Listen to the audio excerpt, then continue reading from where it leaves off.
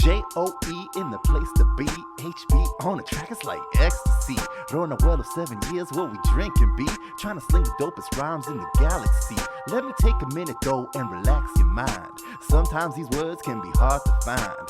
24/7 on that daily grind. Hearing voices in my head, man, they not that kind. Cause bitches be bitches, snitches keep snitching. The world keeps turning, and I keep hitching a ride instead of living my life. Yo, yo, yo, yo, yo, yo, yo, yo, yo. Man, when you feel hungry, don't you have to eat? Yo, yo, pump up the volume and digest this beat. Rapscallions in the house with this lyrical treat.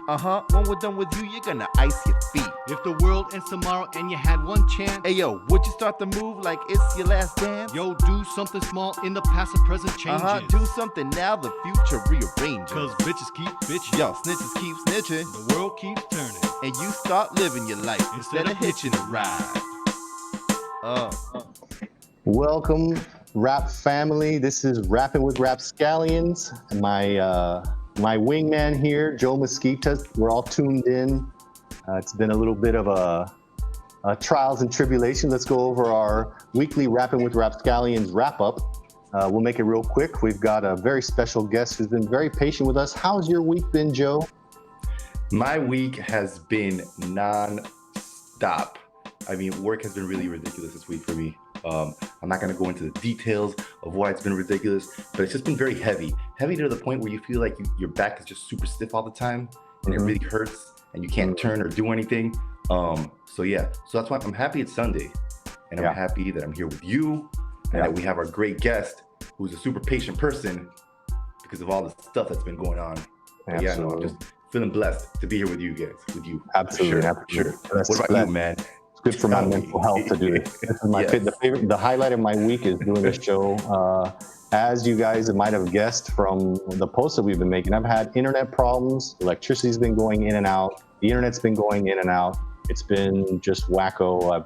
I haven't been able to work some days. I haven't been able to broadcast, and that makes me very anxious. So I've been trying to deal with that.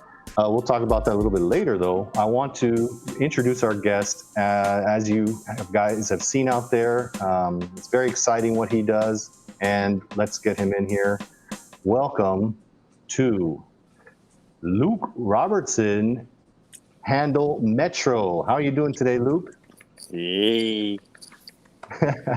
Hey, guys. I'm doing great, man. Great. Bienvenido to Rapping with Rapscallions. Thanks for allowing me to be on the show, man. Well, we're happy to have you. It's very exciting. It's great to be here. Happy to see your my beautiful mug. It's good to see your faces. Nice to meet you, Joe. Likewise, Luke. It's a pleasure and an honor. I don't know. Well, I've known Luke for quite a long time, but who knows exactly what's going to happen. Right, and anything can happen on these shows. I've known Luke for a long time. How and where is classified. That's right. So if it comes out during the show, we might have to bleep and censor. Let's Joe, why don't you kick off the show? I'd probably just go black screen right now. Yeah, if it blacks out, that Big Brother's watching, and they don't want this very exclusive information getting out. Very exclusive. I mean, hey, there's a lot of stuff going on that we might reveal today. We might not. Who knows? Yeah. So Luke is a retired lieutenant. Is it lieutenant commander? What was your rank when you retired? Lieutenant commander. Lieutenant commander. The Navy has a funny set of ranking systems. But yeah, it was a lieutenant commander. In the Air Force or Army or Marine Corps, it would have been a major. But yeah, that's what it was, man. Retired 2 months ago, actually, in May, right as the COVID was coming through. Man, it was some turbulent times there. Wow, that's the way to eject from the plane, so to speak. Thank you. I'll be here all morning. So we're very excited because we've been dripping videos and pictures and whatnot. And Luke, whose call sign is Metro, man, in digging into that, but he is a jet fighter pilot He flies jets. He flies other planes that we'll get into. So, this is something that most people don't have access to. And, just because of my privileged, top secret access to Luke, I was able to convince him to come on the show. I've got lots of dirt on him from the old days, So let's get started with these questions. It goes both Joe. ways, HP. It goes both ways. Yes, it's true. It's true. Yeah. And that's also part of the dirt as well. So, Joe, we've got a ton of questions. Let's get started. All right, let's kick off into high gear. We're doing it big. So, Luke, I know we were chatting a lot before the show started, and as you can tell, we have a lot of questions for you. We didn't want to just learn everything about you beforehand because we wanted to do it here firsthand with everyone. So, I think the first thing I'm going to ask you is, what led you to this life? How did you kind of grow up? You were born in Panama, that much I know. And then what led you to this process of joining the Navy? Can you walk us through that? Well, yeah. So honestly, it was not planned out at all. It was just happenstance that I talked to a friend of mine who had a little idea and some gouge, as they say in naval aviation. Gouge is like advice or like, hey, been there, done that. Let me give you the gouge. I don't really know the history of why it's called gouge, but that's what it is. So I know one of you asked me earlier about some naval aviation lingo, so I just used one on you there. But so my buddy gave me some gouge. It was my senior year of college. I went to the Merchant Marine Academy. And that's where the reality of actually flying an aircraft sort of took root. Prior to that, I really had no idea what I was going to do. I had always had an interest in aviation, but none of my family were into flying. My granddad flew in World War II. I think that was part of the genesis of my interest in aviation. But as a kid, growing up in the zone, I didn't know anybody that had an airplane. There wasn't a lot of general aviation happening down there. There was a lot of military aviation, helicopters flying around and different fixed wing aircraft. But we would fly to the States a lot, and being on those airplanes, it was like heaven for me, man. That was the best part of the trip, was flying in the plane and getting to see all those other planes out there. When we go through Miami, we'd always almost exclusively go through Miami. There was a deck. It was like an observation deck up on top, a restaurant. That actually, I don't know if you ever went through their HB, but the restaurant would turn and you could sit down and eat dinner and you could see the whole airport. But anyway, so I had an interest in aviation. I went to the Merchant Marine Academy, and I studied engineering, and I was just going to be an engineer. In fact, I was an engineer. I guess I still am an engineer, but I worked as an engineer for General Electric for about 9 months after school. And I did that because I was, senior year, I needed a job. I was like, man, I don't know what I'm going to do. So I got this job. Well, in the meantime, I had put in some paperwork to fly for the Navy. Because of my friend's advice, I went and I talked to this Navy guy in the school. He was a Navy liaison. Looking back, I didn't know what he was at the time, but he was a Tomcat Rio, a backseater in a Tomcat. And he helped me along. He really went out of his way to help me. I wasn't really his responsibility anymore because I had already graduated. But he said, hey, since you started, you got a really, really late start. Most people that were going to fly naval aviation had started maybe their second year in school. And I hadn't even done any of the paperwork. I was halfway through senior year, so it was a very late start. But he's like, hey, you started with me, so I'll see it through. And he helped me even when I had graduated. And then about 9 months after graduation, I got I think it was an email or maybe a phone call. And it's like, hey, if you want to come down to Pensacola, you can come down. We got a spot for you. And in my naivety at the time, I was dating a girl. It's always a girl, man. involved, right? I was dating this girl, sure. and I was like, oh, I don't want to mess this thing up, so let me delay a couple months. So I was like, hey, you want me to start in February, but can I start in April? And they're like, yeah, I guess. That's not normally how this works, Ensign Robertson. And I was like, okay, thanks, man. So, they could have easily been like, screw you.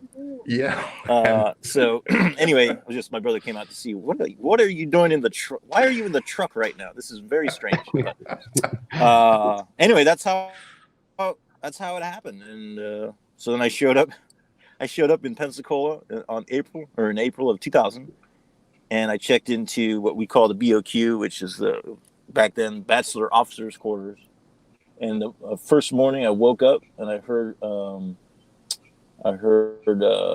not Reveille, but it was the national anthem was playing, and I was like, oh, I hadn't heard that. I hadn't really heard that since I was in college, and I'm like, oh my God, what did I get myself into, man? This is not going to be good.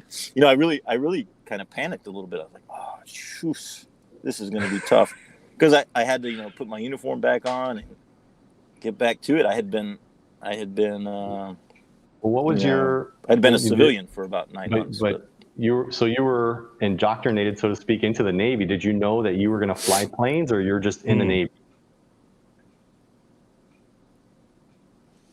No, so at the academy, you get trained. You leave the academy with a commission, so you have to have a commissioning source to get into. I imagine one of the questions is probably like, how do you get into naval aviation? Well, you have to have a commission, which I had through the Merchant Marine Academy, and then I basically just activated that commission because I was a reserve officer for the first 9 months, and then once I went active duty Navy, they just took the commission I already had and took me from United States Naval Reserve, Merchant Marine Reserve, to United States Navy.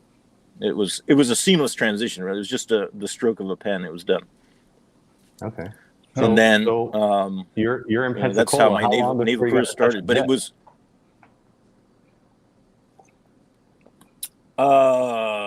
well, that training in Pensacola is about 6 weeks. That's called aviation preliminary indoctrination. They don't do it.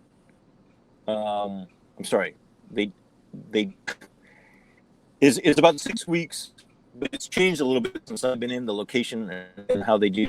OCS used to be down there as well. That's another commissioning source.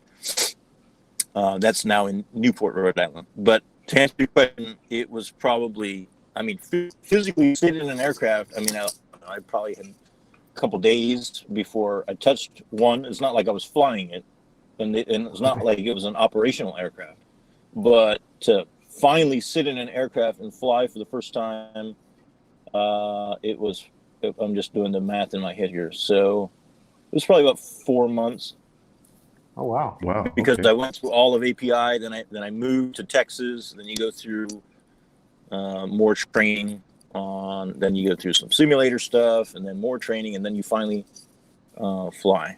It is a very, very long process. To be a fully fledged fleet naval aviator, it usually takes about 2 years. And then you're just starting out, really. You go through 2 years of training in a multitude of aircraft, and then you're like a brand new guy who doesn't know anything. There's so much to learn. You really never really stop learning, but it's a long process. But it was an absolute blast. I was blessed to have been given the opportunity, and I thank my friend, really, Jim Goodhart, who told me, actually, it was out of frustration, really, because I talked about planes so much and flying because I just thought it was cool. And he's like, dude, enough. If you want to quit talking about this stuff, why don't you go do it? And I was like, do it, man. I can't do that. How does that work? Yeah, I had no idea that you could even do that. I just didn't know. That's so crazy. Sometimes you just need that person. I could literally go talk to this guy, take a few tests. Yeah. Yeah, Very absolutely, cool. man. Hey, I have a question because we all know now Absolutely. that you flew. So, So when you were in the Merchant Marine Academy, because see, a couple of weeks ago, I was watching these videos on YouTube, going down the mhm. YouTube rabbit hole, and it was about the training that say Coast Guards do when they join, the new Oh recruits, yeah, that and happens. that whole like intense training where you're yelled at like 24 hours a day and you got to do a Mhm. whole bunch of stuff. So did that ever happen to you? And if it did, Yeah. was it when you were in the Merchant Marine Academy or once you were in Pensacola? And at any point during that training were you just like, man, why am I doing this to myself? These people are so mean.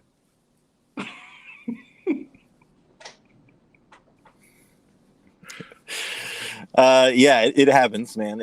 That's in any indoctrination program. That's going to be in any of the services. That's part of the deal. They basically they're breaking you down and building you back up. Breaking you down as an individual, building you back up as a team, kind Right. of thing. And then pulling, at the things that you might have inside you that you never realized. Some leadership qualities or some deficiencies that would be better off to be extinguished earlier on. Right. Did you know a lot of people It's that all were part of the process.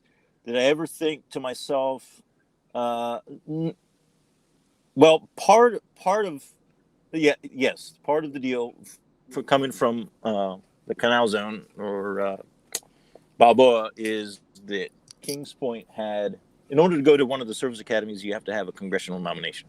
Hmm. So the five service academies are Air Force, Coast Guard, Navy, Army, and Merchant Marine Kings Point. I saved Kings Point for the last one because it's the best one. But it's also very unique in Panama. There's no congressman, so they had a way where you could get nominated by PCC, and the idea was, hey, we need pilots to work on the canal eventually, and maritime, not only pilots but people with a maritime background to come back and be part of Pan Canal Commission. So they would nominate us. PCC nominated us. My buddy Elliot Carlson, who I grew up together with in grade school, high school, the whole bit. He and I got nominated to go from our class, but there had been the same process in place for years. So I already knew a few Kings Pointers right. before I even showed up. So I sort of knew the process. We're like, hey, you go through this preliminary kind of tough times, but it doesn't last forever. And then you just start school and it eases up a bit. So I don't think I ever wanted to quit or anything like that. It was, it was tough, but as long as you just can't take it too seriously. When people are yelling at you and calling you names, it's like, well, he's just Like, calling me names. This is just part of the game. yeah, He it doesn't is what really it hate is. me, and my mother isn't a goat or a whore or whatever. It's like he doesn't even know my mother. How would he couldn't now. Yeah. Sounds like it's So anyway, here. it's just part of the game. It's really interesting because when I was watching the video, I think what they were saying, some of the the people in charge, they were just like, we're trying to make you better, and basically what you said, it's going to be only 6 weeks, so you really have to kind of do things the way we're asking you to do them, and everything will be fine. I think the people that had the majority of problems in these documentaries or whatever were the ones that were just like, no, I don't want to do that, no, I don't want to do that. And it was like, why are you joining the Coast Guard if you don't want to do that? I mean, come on. Yeah. Crazy. Yeah. Well, it's being in the military is, they always say, hey, you got to be a good leader. You got to be a good leader. But the part that doesn't get emphasized nearly as much is you have to be a good follower as well. You have to be able to trust your leaders that, hey, okay, this guy, he knows what he's talking about. I'm a trust. I don't really understand why he's asking me to do this. I've had to explain that a few times along the way. It's like, look, I don't have time to explain this to you. I just need you to do it. We'll talk about it later. Right. And you have to, in order to be an effective leader, you also have to be a good communicator, and you also have to be the kind of person that is, for lack of a better term, being an asshole does not necessarily make you effective. As like some people think, oh well, if I'm an asshole, if I'm a hard ass, then they're gonna follow my orders. Nah, they're basically just doing whatever it is to stay out of trouble. But a true leader, that is respected, will do it because they're like, okay, well, I trust this guy. I have confidence in what he's telling me, and I'll do it. Number one, because I want to do good by him, and I trust him. So.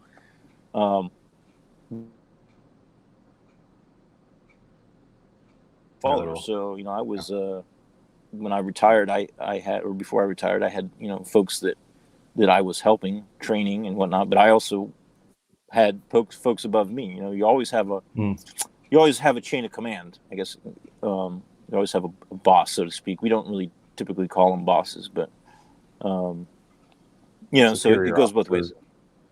Sure. So to be an effective leader, you also have to be an effective follower, because you want to, a sign of a true leader is, I understand what it's like to follow, and now it's my turn to lead. So let me be that person that I always wanted in my own leaders. So exactly. I mean, you're going through this whole program. We talked about some of the initial training. When did it start getting like really fun?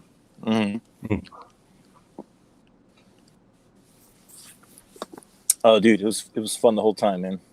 Yeah, it was fun the whole time. I at the academy, it was like, okay, this is interesting. I've always been kind of a curious fella, asking a lot of questions, just kind of soaking it in, observing. I was HB. If you remember, I was kind of a quiet kid. I was pretty shy in grade school and high school, and I didn't necessarily say a whole lot, but I did a whole lot of listening and watching. And my close friends, my handful of very, very close friends, it was just a couple dudes.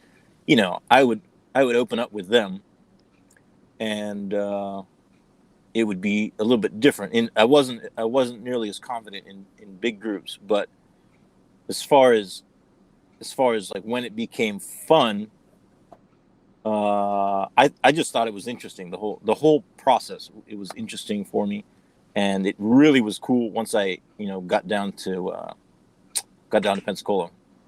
As far as like being a part of aviation, like I would research on my own, be like, oh, I wonder how a jet engine works. So I'd look it up and figure it out. But then I'm down there and they're like, okay, we're going to do a course on how a jet engine works. I was like, well, this is great, dude. You're going to pay me to sit here and learn something that I would have probably read about myself. So it was fantastic, man. Cool. It was absolutely, and then it got better from there as we started flying around, and doing that. Like I said, man, I was incredibly blessed to have the opportunity, and it was always something fun and interesting happening. Some things were more fun than others, but and I did have these thoughts along the way. Go ahead. Oh, I was just wondering, like, so when you started, were you destined for jets, or were you going to fly like cargo planes, or were you going to be a refueler? What was your trajectory?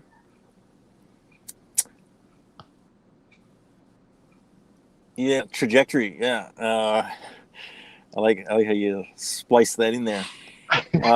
No, man, everybody starts off just with nothing. Nobody really knows what's going to happen. I mean, you don't even know if you're going to make it through the program. You're certainly not going to. You have the only say you really have in the program is your performance. That's really the only thing you can control. Because at the end of the day, it's always the needs of the Navy, and you hear that a lot in when you're in the Navy. It's the needs of the Navy. So whatever is best for the Navy is what you're going to end up doing. So, but the only thing you can really control is yourself. I mean, like you can say, hey, I'm gonna do the best I can. I'm going to try as the best I can to have the most opportunities. So keep doors open, and that's what I did. I just did the best I could at every turn. And as the process goes on, there's a lot of gates you got to go through. Your first gate is you got to make it through API, which is that first program we talked about in Pensacola. So you make it through that, and then you will select basically where you want to go through primary. There was 2 primary locations, and excuse me 1 second, I have to turn the heater on in here. It's getting a little chilly in Wichita. I can tell you that in Panama, You select your primary location. Panama, it's not that cold. So anyway, you pick your primary location. It was Pensacola or Corpus Christi, Texas. I picked Corpus. I'm trying to remember why I picked Corpus. I think we had some conversations about how the flying was better there or something. I don't know. So I picked Texas. So I went down there, and then you go through primary, which is about 9 months or so, and then you pick the type of aircraft you want to fly. So back then, it was you could either fly helicopters, jets, propeller-driven big-wing aircraft, or jet big-wing aircraft. And I picked propeller-driven aircraft based on really nothing to do with the Navy as much as my situation at the time. I was dating that same girl. Remember I said there's always a girl. So I was dating that same girl, and I thought, okay, well, my lifestyle will be more conducive to a relationship if I fly this type of aircraft. And Wow. About 4 weeks later, I was like, you know what? I don't know if that was the best choice. And another lucky that I had a friend that gave me some gouge. He was my instructor at the time, or prior to that, he was my instructor. And I was like, I remember this very vividly. We were on a cross country. We were pulling into this airfield, taxiing in, and there were these 2 T-38s lined up. We were in a T-34, which is a propeller-driven trainer, and these 2 T-38s, which is an Air Force trainer, were parked. And I was like, oh man, that's really cool, man. Those jets look really cool. And he told me, we were still taxiing. He's like, yeah, man, we were all really surprised that you didn't pick jets. And I was like, what? And he's like, yeah, we thought you would go jets. I was like, well, I guess it's too late now. And he's like, well, it might not be too late. I was like, what do you mean? He's like, let me put you in touch with this guy named Joe. Another Joe, right? So I'm like, all right. So I talked to this guy. Meanwhile, I was like literally in the training pipeline to fly P3s is what they're called. They're propeller-driven aircraft. Incidentally, they were flying around Howard when we were kids. Again, one of those things like you didn't know what it was at the time, but looking back, you're like, oh, that was a P3. Interesting. Reconnaissance aircraft. Oh, I don't know what they were looking for, but they were out there. drugs. So anyway, maybe a guy named Manny. I don't know. Mm-hmm. But he put me in touch with a guy who put me in touch with another guy, and I told him my story. I was like, hey man, I didn't really know what I was doing, but if I can fly jets, that'd be cool. And he's like, yeah, man. So I'm skipping a lot of steps here, but he said basically, in order to do this, you're gonna have to request Admiral's mast. Now, that might not mean anything to you guys, but have you ever heard of Captain's mast? I've heard it, but I don't remember what it means. It's not good. If you go to Captain's mast, it's not. Sounds really intimidating. intimidating. Is what all this sounds to like. The old man. Yeah, Captain's mast. Yeah, it's not good. It's not good. If you go into Captain's mast, you're usually getting you did something wrong. So I'm like, go to Admiral. An Admiral outranks the Captain. So I was like, holy cannolis! I had to go talk to an Admiral about this. This is no bueno. But he's like, don't worry, man. I'm going to help you through this. So I went and talked to him and filled out some paperwork. Next thing I know, now I'm flying the follow-on aircraft to the trainer. It's a different trainer, twin-engine trainer. And we're we're pulling in after a flight, and over the radio, like, hey, Ensign Robertson, you need to go talk to the commanding officer of the squad. Like, when you're done flying, come up, see the CO. I was like, oh. I didn't really know what it was about. So I go in there. He's like, hey, dude, you got orders down to Kingsville. Congratulations. And that was it, man. I was like, okay. The whole process was about maybe 2.5 weeks. So I was like, Wow. all right, I guess that's done.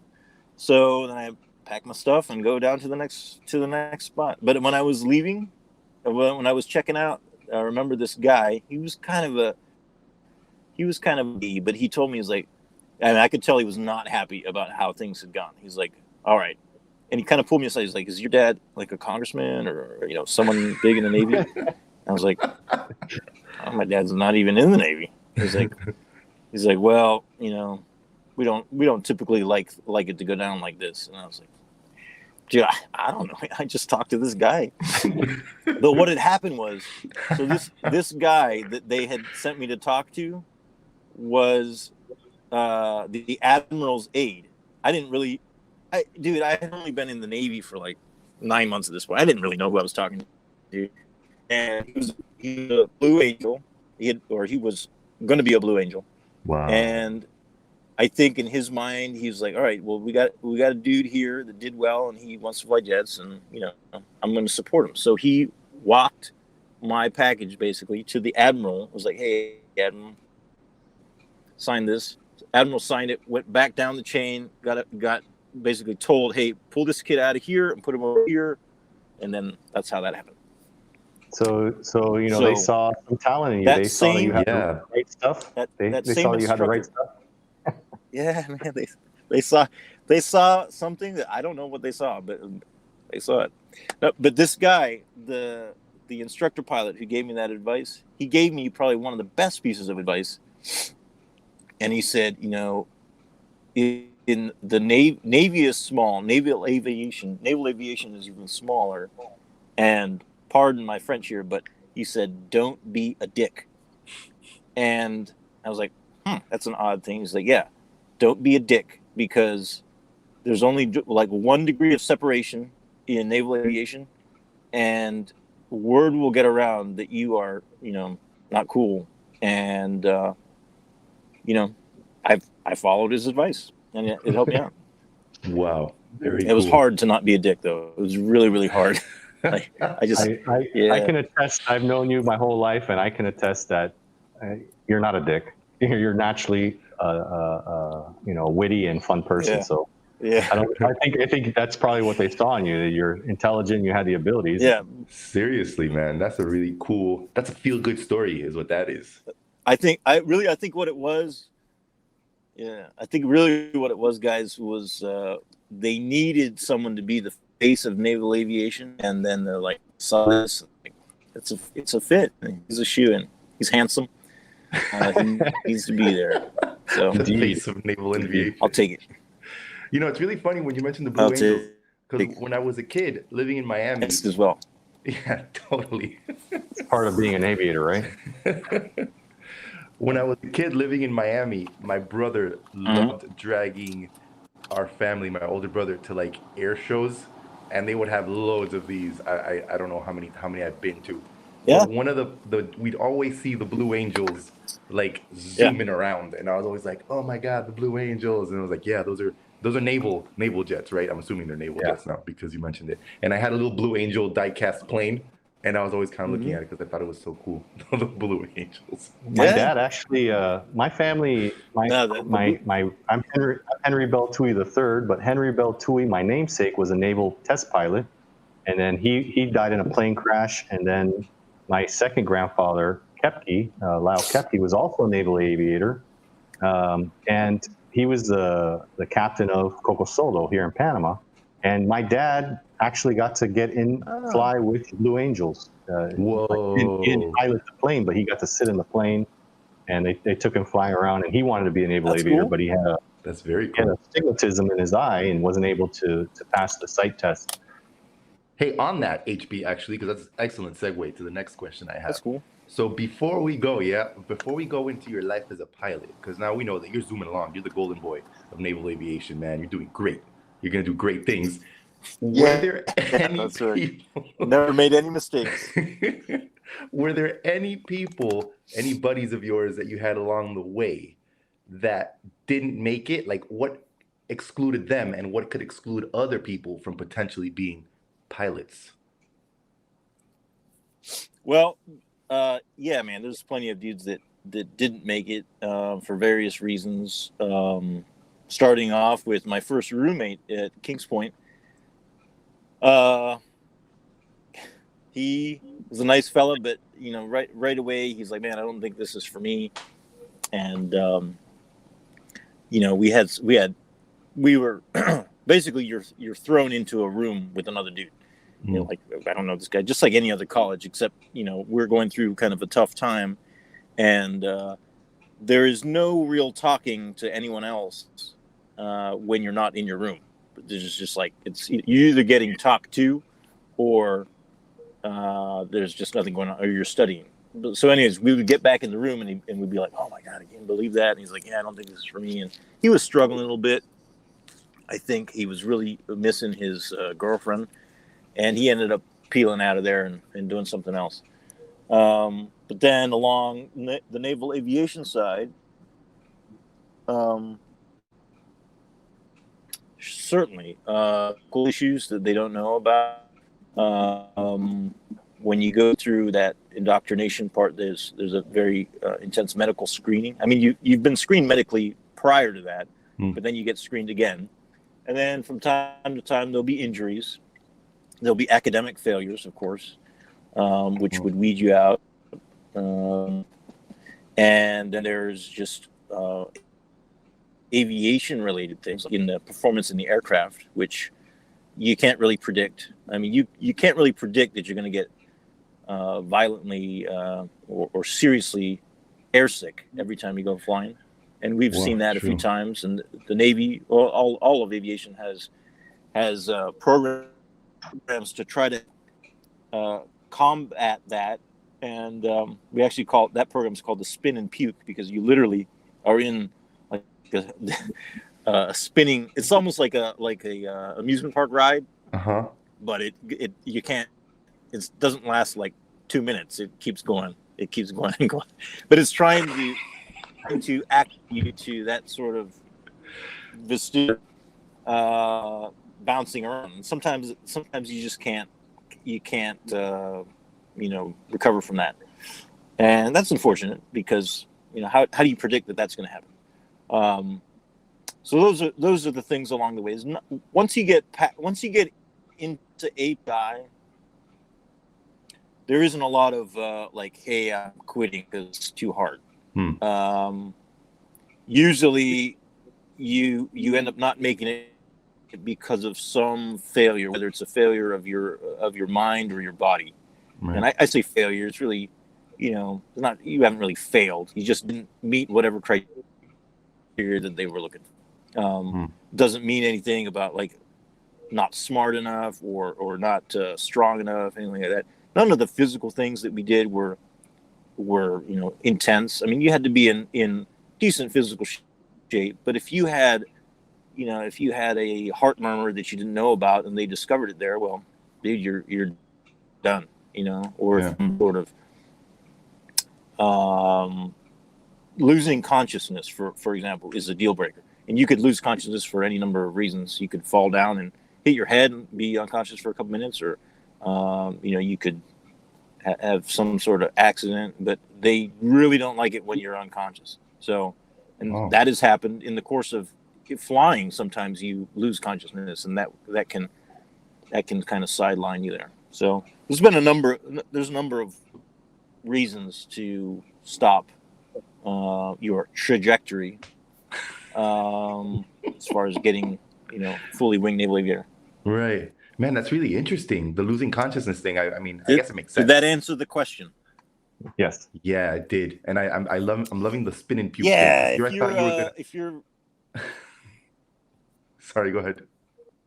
Yeah. Yeah, they don't like it if you're not conscious and you're trying to fly. Yeah. They don't like Yeah. that so much.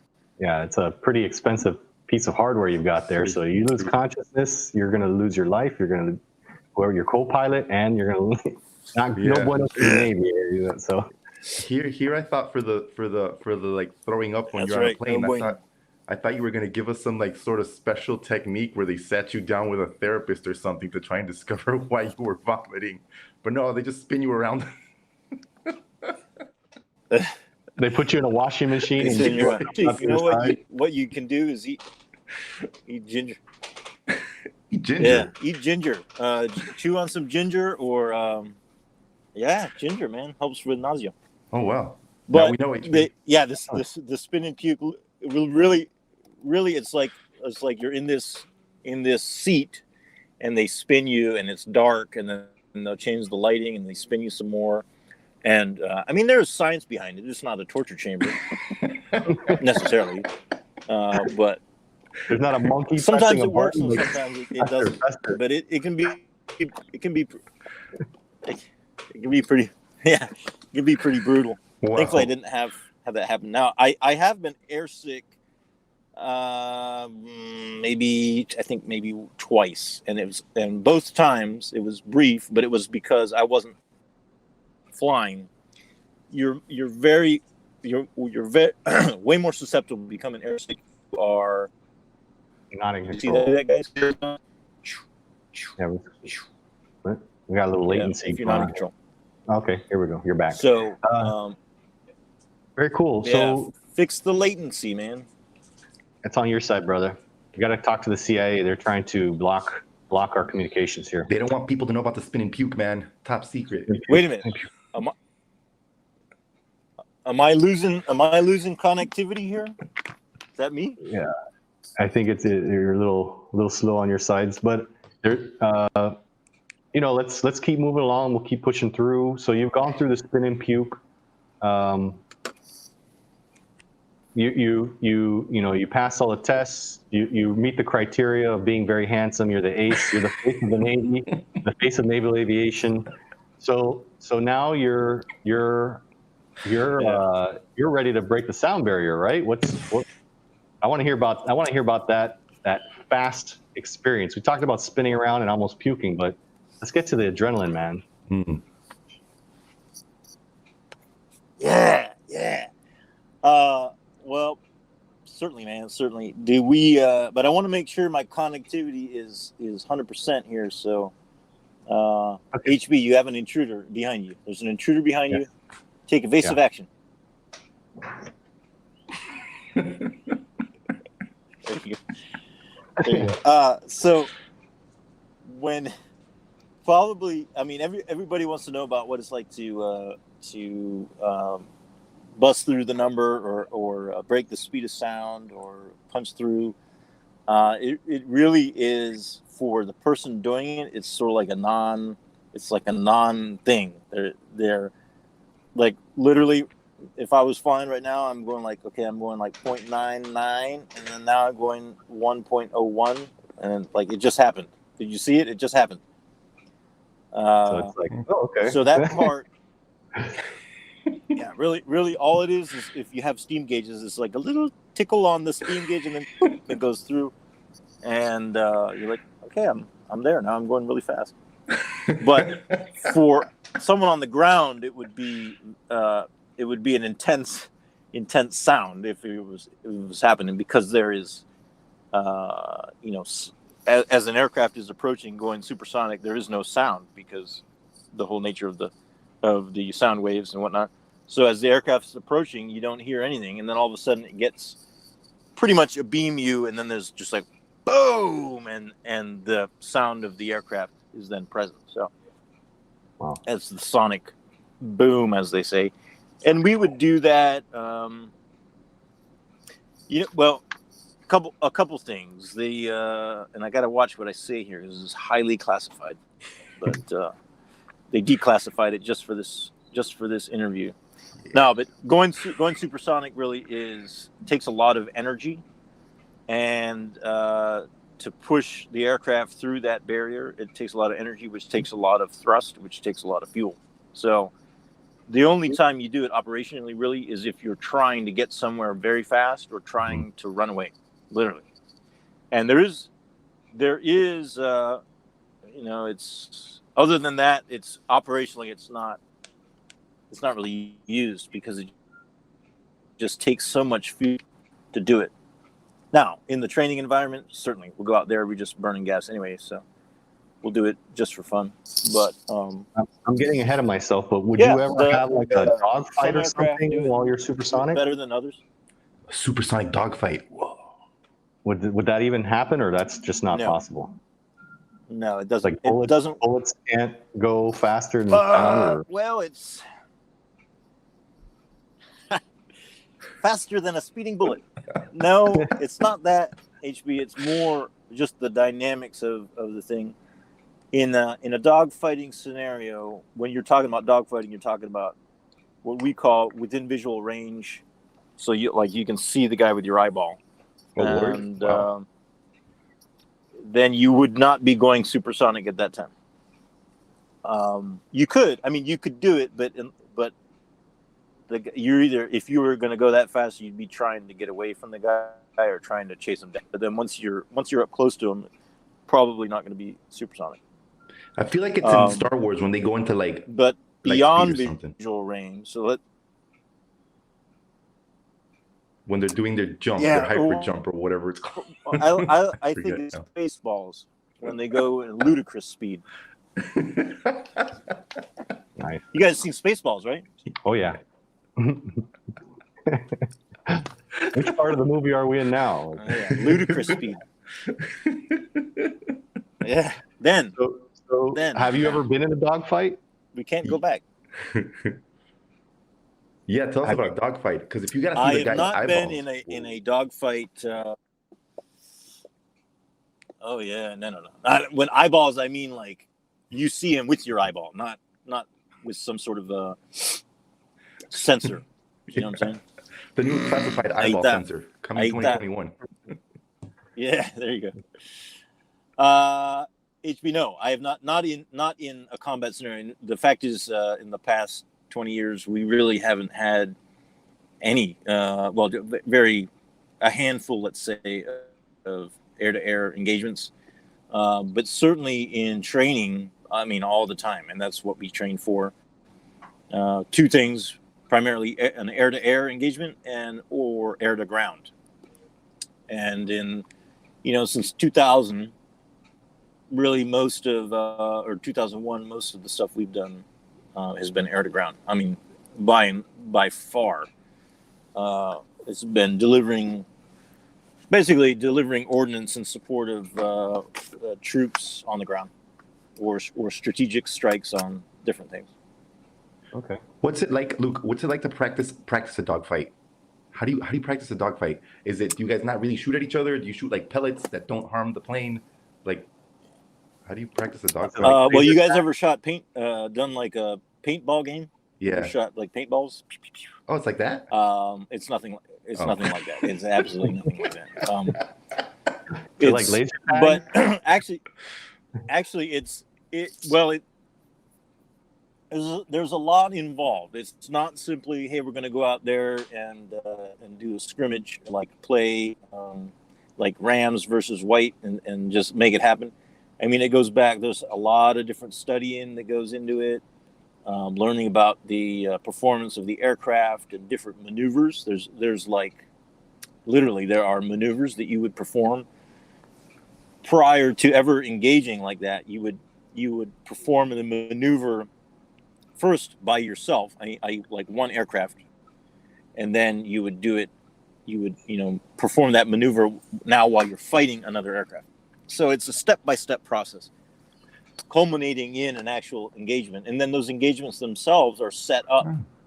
A lot of times as you're learning, they'll be like, okay, well, this is the setup. Like all fighter pilots talk with their hands, right? So I will set up behind you on this engagement, and then the next one, you'll set up behind me. Just one example. Cool. So that all gets set up, and then we record those engagements with the heads-up display tape.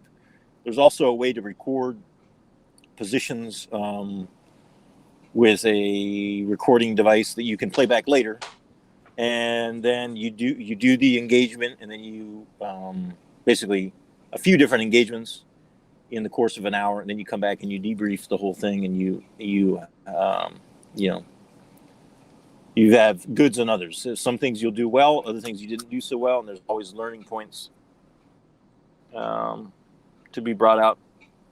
So is there a lot of pressure?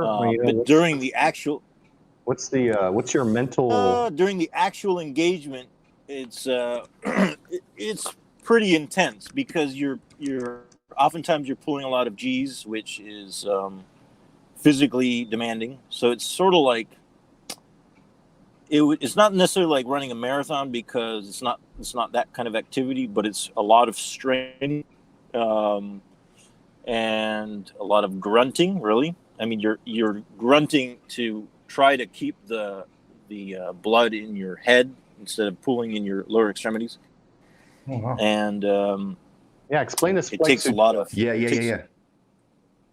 I will. Okay. I will. It takes a lot of energy to do that, and then so after it's like you'll go for a few minutes, and then you'll kind of regroup, and you're typically like breathing hard on the oxygen, and at the end of this whole thing, you can be like, drenched in sweat because you're working so hard.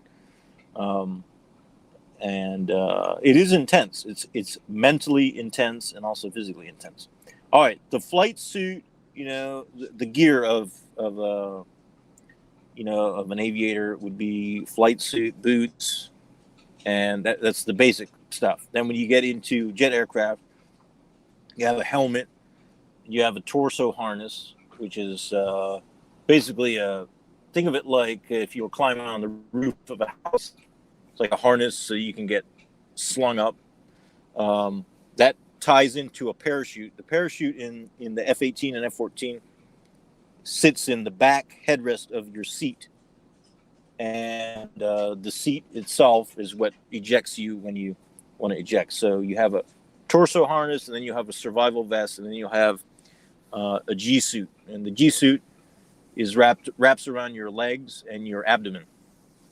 And that inflates with air to try to literally squeeze your lower extremities to keep the blood up north so you don't pass out, really. Wow. That's what it's designed for. And that has it senses the amount of G's that you're pulling, and it will inflate to a certain pressure depending on how intense or how many G's you're pulling. So, before to recap, before any engagement, you're pulling a lot of G's. Just for the listeners out there, let's say you're on an amusement park ride and you feel yourself pulled against the wall that you're sitting on because of whatever centripetal forces are acting on you. So just in a nutshell, when you're flying around, the movements and the speed that you're going will pull blood down towards your extremities. Mm-hmm. So this G-suit that he's talking about is squeezing the blood back up so that the blood doesn't leave your head and you pass out. Incredible. Nailed it. Yep. That's it, man. Incredible. That's it. Did you take physics with Mr. Thale? I did not. I missed Thale in physics. However, he's a legend, indeed, a VHS legend. Yeah, a legend. Oh, man. Well, you got it, man. You nailed it. So we talked about the gear. What about you? mentioned two numbers there that you said F-14, F-18. What are the can you give us your top favorite planes in order of cool avionic factor? Yeah, like top five. Top five.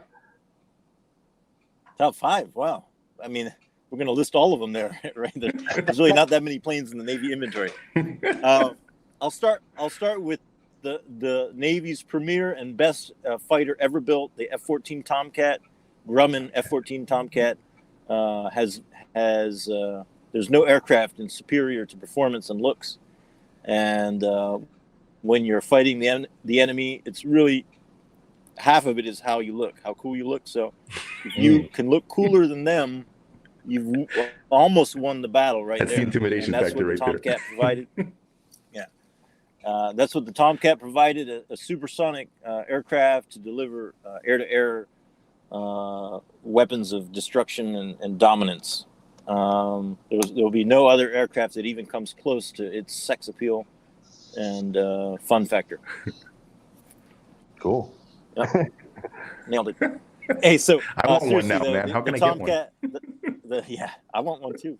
The Tomcat was a lot of fun. It was a blast. The Tomcat community was fun to be in. I flew. There's two types of fighters really in the fighter attack aircraft in the Navy inventory. I say not really two types, but there's two ways you can do it. You can have a 2-seat aircraft and a single-seat aircraft. I flew in 2-seat aircraft. There's a rivalry, of course, between the two different types. Single-seat guys are like, hey, why do you need two? I do it just fine with just one person. And the 2-seat guys are like, all right, you're a loner out there. Go ahead and go have fun by yourself. But I always enjoyed flying with someone else. It was a relationship that you had with the guy in the back, or guy or gal in the back, and it's a team. We had roles and responsibilities throughout the flight, and I trusted them. They trusted me, and it was I hope they trusted me, but I don't really know for sure. It was great in the sense that we were just you always had someone there with you in a single seat scenario. So I also flew single seat aircraft, but not operationally. And it's fun. Don't get me wrong, it's fun. But I just always enjoyed having someone else there. If for nothing else, someone to talk to. And then when you divert and you have to, go to some unfamiliar place, you have someone to go out to the bars with. You got a buddy. You got a buddy with you. So,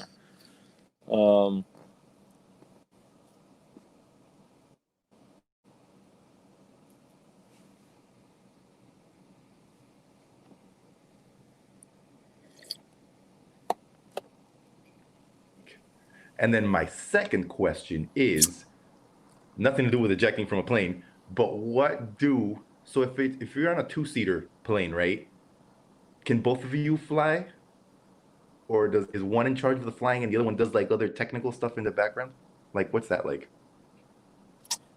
yeah, I'll answer them in reverse order here. Yeah. So, in a 2-seat aircraft like an F-18 or F-14, there are typically not two sets of control. These aircraft have them in the training environment designed specifically for that, but usually no. There's two roles. You have the front seat guys has the throttles and the stick, and he will be doing his flying piece and also working some of the sensors. But the rear seat guy is really the sensor operator and is in charge of. He's got his tools, usually like a FLIR pod or a radar or some sort of other sensor that he's working out there. Also, he's typically doing the talking on the radio and the majority of, let's say, navigation and whatnot. But together, it's certainly teamwork out there. And different aircraft have different. It's just the roles are different. In the Tomcat, for example, there was no way that some of the things that he could control. They were completely separate. In the Super Hornet, the F-18, I could control the radar, for example, and the things, but we delinked them so that I was in charge of some things and he or she was in charge of some things. And it just made for a better use of manpower, so to speak. I have never ejected, thankfully. But that opportunity was always there to pull the handle if required. I've known some guys that have.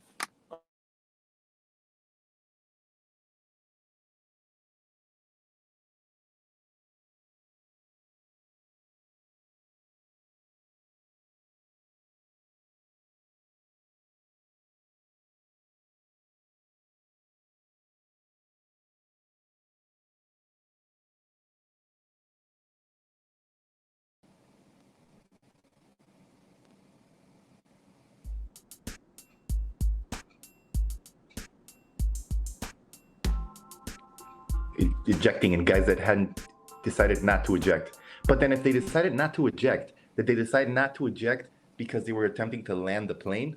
And did they land it? Well, usually it falls down into two things. Sometimes, for the most part, if in a two-seat aircraft, normally the rear seater will eject and will actually command the ejection. He or she is the one that pulls the handle. Right. Usually because the front seat guy is busy flying the plane and trying to, correct the problem, whatever problem that is. Right. Where the rear seat guy, the front seat, the pilot might be looking at like one specific thing, and the rear seat guy is looking at all the stuff out there. He's like, oh, geez, we're out of here, and he'll pull the handle. Yeah. In a single seat aircraft, there's only one guy, and he has to make that decision himself. Now, Right. Why would someone not eject? Typically, if they're not conscious, for whatever reason, they have lost consciousness due to a physical incapacitation or due to some physical thing. Usually it's a G-induced loss of consciousness type Right. event, or there's something going on environmentally where they have lost consciousness, either lack of oxygen, typically it'd be lack of oxygen, Right. or some sort of something else that causes that, and then they don't attempt ejection. Wow. And we have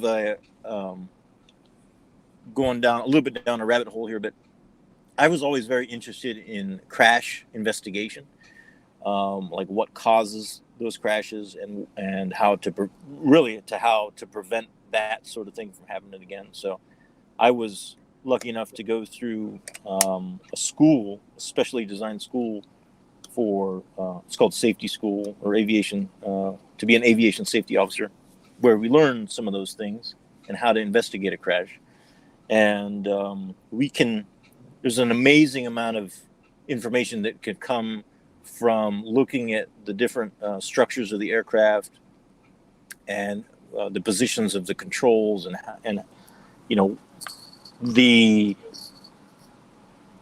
conditions of the aircraft when it impacted the ground, so to speak, so you can tell if someone was attempted to eject or didn't attempt to eject, and then you can kind of piece it back together. It's a very lengthy process. It could take 6 months to figure it all out, but the reason that we spend so much time in there, of course, number one, you want to of course you want to give closure to any of the survivors, but the other part is you want to figure out what happened so it doesn't happen again.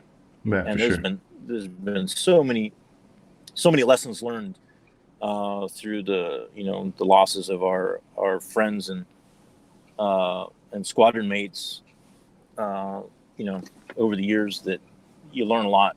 Yeah, you learn a lot from that. So it's an important process. Definitely.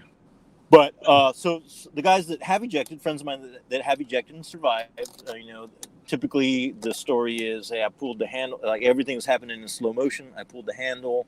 I either didn't see anything for a couple seconds, or I saw the whole thing happening.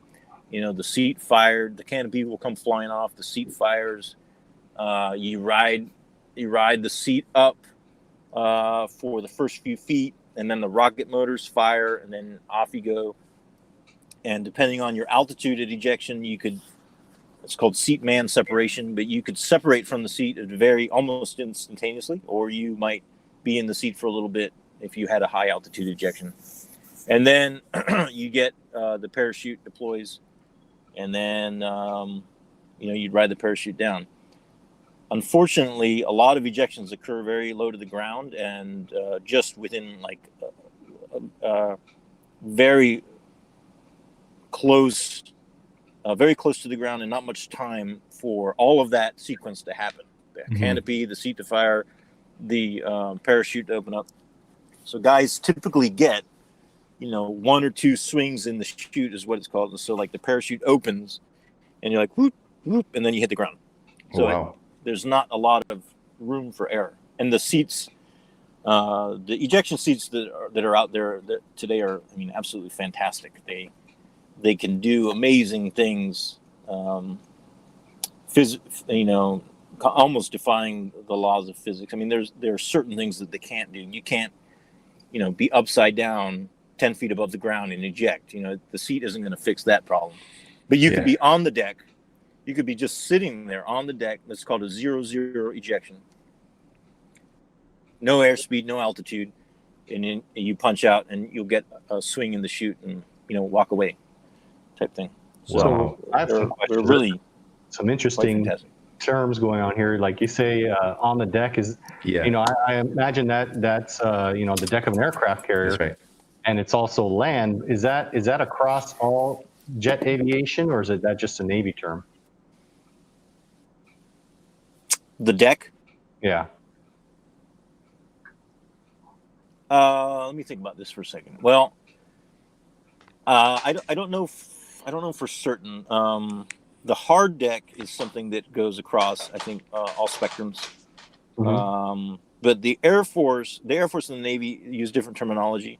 Not for everything, but for a few things. They probably call it the deck as well, or the ground. But I'm not really sure. I know for one thing, like the Air Force will not refer to a head as place to use the bathroom, whereas in the Navy the term head is ubiquitous. You're going to use the head. That means you're going to go use the bathroom. But that's more coming. That's the Navy kind of flowing into naval aviation. and like the jets on the seat. And there's of course rivalry between all the services. It's trying to get you away from the plane, right? Is that one of the things? Or there's rocket motors on the seat. Yeah. Oh yeah. Underneath the seat is there are rocket motors. They're about the size of your forearm. There's a few of them under there, and that's wild. Excuse me. The seat has underneath the seat pan, or where your butt sits, there is a survival kit. Under there's an oxygen tank, and a life raft, and a couple different survival items. And then the back of your seat, where your back is, in the older style seats, that's where your parachute would be. But in the newer seats, the parachute is stuffed into a box about yay big, and it's like literally compressed down in there with a ram. They compress it in there, and then that itself has a little rocket. Actually, I don't know if it's a rocket or not, but it has some sort of propellant that will shoot out a drogue, and a drogue chute is a smaller chute that pulls the big chute out of its container. And the whole thing is it's an engineering marvel, really, but the whole thing happens very, very quickly, and the rocket motors fire to separate the seat and the man from the aircraft, because you don't want to come out 2 feet and then get whacked by the tail. So you got to have separation there, and then part of the seat fires again. The parachute part flies out, and you get separated, and then you have your own oxygen. Actually, you have your oxygen mask on, but it changes from the oxygen connected to the aircraft to the oxygen connected to your seat pan. So it's pretty complex. And the sequence, when you have two people in there, a two-person cockpit, two-person aircraft, the rear seater typically goes first. You can't have two people punching out at the same time; they will hit each other, right? So the sequence would be: you pull the handle, the canopy flies off, then the rear seat goes, then there's a period of time, then the front seat goes. Also, the rear seater will go up and slightly to the right. The front seater goes up and slightly to the left. That aids with the separation of the two. Cool. Wow. Unfortunately, due to that time delay and also the trajectories of the seats coming out, what we find a lot is that the rear seater at a low altitude ejection, last minute ejection, the rear seater will survive, but the front seater will be killed because there's just not enough time. That doesn't happen all the time, but it's more than likely because the rear seater goes first, than the front seater, that whatever regime of flight they were in, the pilot, the guy in the front seat, the guy that was second to eject, does not survive. That's just part of the deal. Probability, right? Yeah, they didn't design it. They didn't design it like that. Someone has to go first. So that's just how it ends up being. Did you have to do any survival training? You talked about a survival pack. Oh, Yeah, and a survival like jacket or something. survival training, big time. Yeah. So you went to the desert. You went to the rainforest. You went to Antarctica. What did you have to do? Well, I got all my survival training done in the Canal down Zone. in Wow. the jungles of the Canal Zone, man. Pipeline Road, Old Tank Hill, all of those places. Machete in hand. Yeah. Canteen. Dude, Pachitas. when we moved to Corundu, when I was in 10th grade, I used to ride a dirt bike down in Panama, and I kept the border of my house, the backyard bordered up against Albrook, the old Albrook Air Force Base. There was a fence there, the big, 12-foot fence, whatever. But where I rode my motorcycle was on Albrook, not in Corundu. So I left my motorcycle on the other side of the fence, and I dug a trench underneath the fence so I could get to and from my bike, and then I cut a path through the jungle so that I could get my bike through the jungle over there. So I left that there for a couple of months, but then one day the MPs came and they filled my trench in with rocks. Oh. And I was not pleased. Not pleased with that. But yeah, man, survival is a big part of you go through survival training, and really from the get-go. You're doing water survival training, and then you go back to do ejection seat training, and then you go back to do SEER, which is more survival training. That SEER stands for Survive, Evade, Resist, Escape. It's specialized training that we do, and you're always, part of every mission that you do is, okay, we're going to do this mission, but what happens if we have to eject or we crash, whatever? It's all part of that. We train for that all the time. So did you have different scenarios that we train through? I'm a big NASA fan, so I know that the old jungle survival training was in Panama for the Apollo mission. That was pretty cool. So did you have any specialized training, like you had to go to the desert or what different environments to learn how to survive? Certainly, man. We did. There's two places that we do the survival school. One's in Maine, and the other one is in California. I did the one in Maine, and it's about a 2-week program. You're out in the bush. You're, fending for yourself, land navigation, recoveries, different communication type stuff, and so that training was up in the mountains. We would also do the same sort of deal, but on a smaller scale. In the desert, as that's a lot of the places that we operate when I was in was, over desert type mountainous terrain. And we would do exercises where there was a downed air crew, and we would show up overhead and have to provide air support for the SAR helicopter coming in to pick those guys up. Sometimes we would play the downed air crew. We would, we'd physically be on the ground and they had to pick us up. So there's all sorts of different scenarios. We get training on weapons, handheld weapons. We'd have, you'd go through recurrent training on, in all of the environments, like, hey, what's safe to eat, what's not, how you can find shelter in a desert environment, how you can do it in a different type of, mountainous terrain, or in the snow, or in the intense heat. Then, of course, water survival is big because we operate in the water, or over the water, mostly over the ocean. And so, getting in your raft, staying in your raft, getting picked up by a helicopter, different things. The raft that was in our seat pan was just a single man raft. It would be about the size of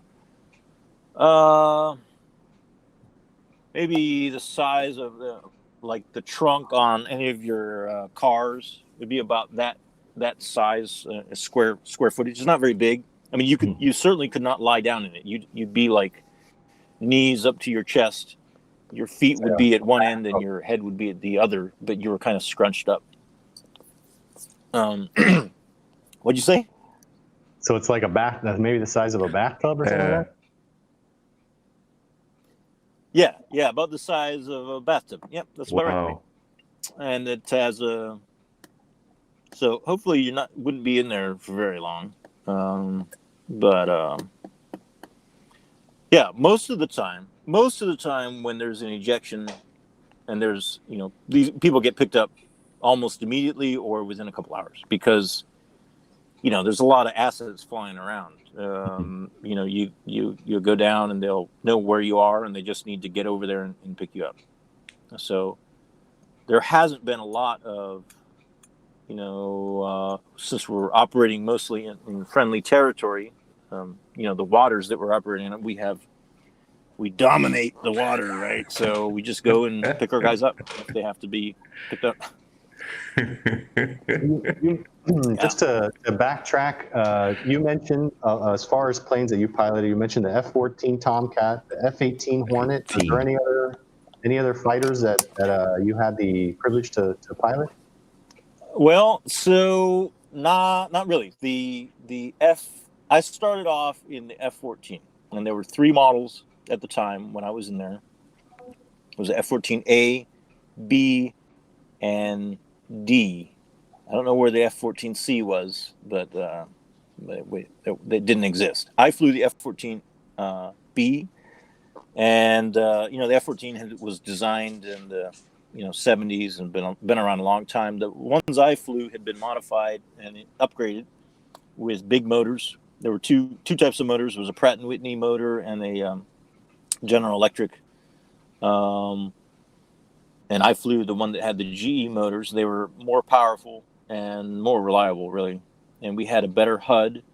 But other than that, the fuselage was pretty much the same. Whether it was an A, B, or a D, the fuselage was pretty much the same. And I flew those for a bit. Actually, that's one right there. Sorry, I hadn't even been looking down there in the corner. Have you guys been posting down that whole time? You rapscallions, you. Yeah, so that's a Tomcat. Let me zoom in there so I can see that sucker. Yeah, that's a Tomcat there. And you see how sexy that thing is, man? That thing's a beauty. Beautiful.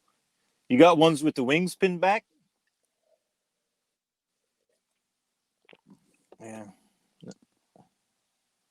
How did you get where'd you get that thing from? F-11? That was I pulled it up on Wikipedia. Garbage. Get that thing out of there. All right. Yeah. Don't be mixing that stuff up, man. Let's see if I can. I know that you send us a lot of amazing pictures. Yeah. Mm-hmm. So anyway, the Tomcat was awesome. It was a variable wing geometry aircraft for its time in the 70s. I mean, it was the bee's knees. Even when I flew it, it was fantastic. But it was getting old, man. There was old technology, 20 years old technology. It was a lot of fun to fly, and it was just a fun community to be in. We did a lot of partying, drank a lot of hooting and hollering, play hard, fight hard, play hard kind of thing. But then we switched over to the F-18 Super Hornet, we flew the F model, which is the 2-seat model. And that was, it was like going from, the fully loaded Cadillac to, the BMW, I don't know, 3 Series. It had all sorts of creature comforts, and those are pictures of Tomcats there. Yep, that's my squadron, the Red Rippers, VF-11. That was not me. That is not me. I don't know who that was, but that's not me landing all jacked up like that. Just want you guys to know, all my landings were perfect. OK3 wires. Just kidding.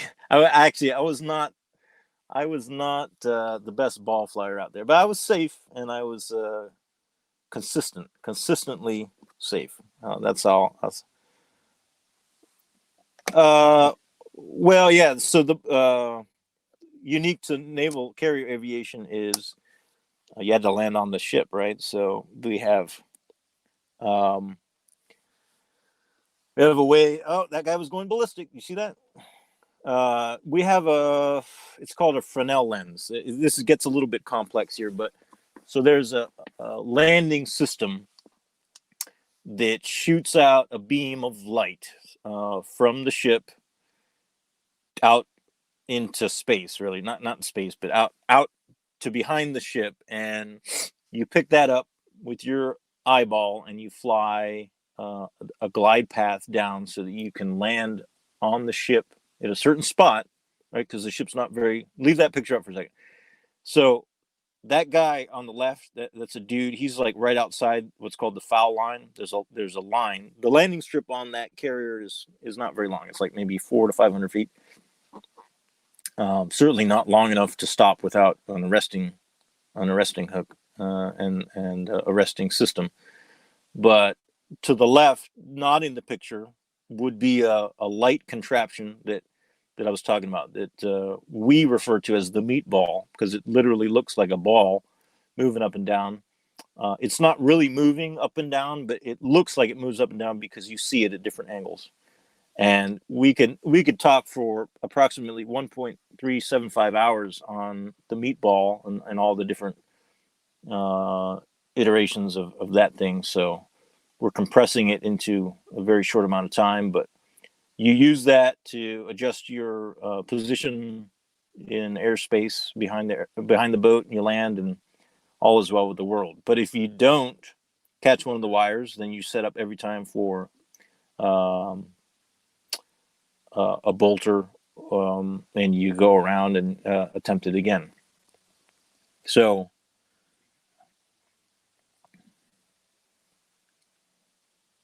usually there's 4 wires, but a lot of times they'll take it down to 3. And the newer carriers, they were designed with 3 wires. And if you don't get any of those, then you gotta like say you just like you're coming down and then you miss all the wires and you can't. What if you touch down? You gotta take back off again and just come back around to try and. Yeah. So it's not uncommon to miss the wires. Sometimes you can miss the wires because your aim was off, really, and you landed too long. Other times your aim was right on, but just the tail hook will skip over the wires. It'll just kind of bounce over the wires, and of course you can't really control that. Now, my dogs, when you miss the wires and you have to go around, it's called a bolter, BOLTER. And to give you an idea of how many times I had to do that, my dog's name is Bolter, so it might have happened once or twice. No, it's all good, man. So, that's wild, man. The one thing that is unique, one thing that is unique about landing on the carrier is that everybody's watching. I mean, not only do you have the people on deck that are watching you and grading you, literally, you have a grading or a landing grade point average, but that there's a closed circuit television system in the ship that has cameras that are pointing at you and record every single landing that you ever do. So not only is everybody watching you live, but they're also looking at TV screens throughout the ship and watching you. And your name, in certain times, your name is right there on the TV screen. So not only do they see you, but they know who you are. And every time you walk into a squadron ready room, your name will be on a board called the greenie board, and you can see, and on a quick glance, you can just look up there and be like, all right, Robertson, ooh, he's not a very good ball flyer. Or that guy is the ace of the base. He's a great ball flyer. So there's a lot of, there are no secrets, really. You can't just hide if you're a substandard ball flyer. There's no hiding in the shadows. It's very open. You get very used to your performance being monitored all the time. You could be in front of, there's 5,000 people on the aircraft carrier. They could all be waiting for you to land. Literally, you're the last plane airborne, and they're all waiting for you to land so that they can wrap it up and go to bed. Wow. And that was, that can be pretty intense when you think about it. An Air Force guy, I'll poop on the Air Force guys now. They do a great job, but an Air Force guy is landing. The only people that are watching him land might be the tower and maybe his flight lead. So it's just different. Those guys, great pilots. They don't have to spend a lot of time dedicated to landing on board a carrier. I mean, that is just, it's an intense thing, right? They don't have to dedicate time to do that. They can dedicate time to do better mission planning or learning about the systems better or just flying better, so. I just want to throw in some family history here. My grandpa Kepke, both my grandpa Tui and grandpa Kepke were naval aviators and naval test pilots. My grandpa Kepke was the first person to land a bomber on an aircraft carrier. Nice. And, that was instrumental in the Doolittle raid in World War II. So, I mean, they were just gutting these planes to get them as light as possible, and he was the first one to actually achieve it. And the flight crew gave him an honorary jacket. The squad that actually had to do it gave him an honorary jacket. But anyway, back to there's something that I've been wanting to talk about. You've been talking about the pressures of flying and whatnot, and there's an initiative that you started that I really want to talk about before we get too late. For sure. You talk about the pressure and the things that are going on. Rapscallions, we're always talking about mental health, and I wanted to accelerate that part of the show. I want to get to that sooner rather than later, even though it might be out of chronological order. Can you tell us a little bit about the mental space that you're in and some of the pressures that you can go through? Yeah, certainly. So, and typically when I was talking to HB, we're like, hey, what are the typical questions that come out of this? So, everybody wants to know, and for good reasons, like, hey, what's it like to go supersonic? What's it like to land on an aircraft carrier? How do you become a naval aviator? And that's all good. But a lot of times it'll be like, hey, what was the hardest thing, in naval aviation? And for me, there was up until 2019, probably the hardest thing that I did in naval aviation was landing at the boat. It's very hard, and takes a lot of practice and a lot of dedication to do it and do it safely. I mean, there's a lot of people involved. It's really an amazing thing to when you look at it, like, hey, we launched 15 aircraft and recovered 15 aircraft a half hour, and nobody died. I mean, that is amazing, right? So that's hard. And but up until 2019, I had done tons of things. I had a great career. I mean, I really had a great career. I didn't really struggle with anything. But my last year in the Navy, I was sidelined with. I didn't know what it was at the time, but discovered that it was anxiety that was getting me all just feeling weird. And that anxiety turned into depression. So then I was suffering from anxiety and depression at the same time. And for a naval aviator or a pilot or anyone really that has a job that requires you basically to have a clean bill of health, including mental health, it can be intensely, it can be an intense period, right? Because not only do you now have anxiety, but you have anxiety about having anxiety. Yeah. Because your career, literally your career, current and future career, hinges on you not having those problems. And I was able to work through those. It took a long time. It was probably about 9 months, the better part of 9 months, and many trips to mental health folks inside the Navy and outside the Navy, and different medications that I had never ever in my life thought that I would try, because I was trying to get better. And it was by far the hardest thing that I have ever gone through in my life. I mean, night aircraft landings, pitch and deck, and poor visibility pales in comparison to the shit that I went through. And I use shit there, in its full glory. It was extremely hard on me and my wife, my family, and everybody.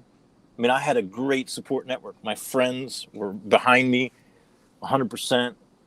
My command was behind me. There was really nothing. There was nothing wrong, and I was very fortunate to have that network of friends. And having come through that has taught me so much about myself, about compassion and forgiveness and understanding, and my relationship with God and others. And it really has. I'm much better for it, having come through that. Now, I would not want anyone to have to go through that to get there, but I feel really lucky to have made it to this point. So about, let's say about 3 or 4 months ago, once I was recovered, and I feel like I'll be in a state of recovery for the rest of my life, and I'm cool with that. It's just part of me now.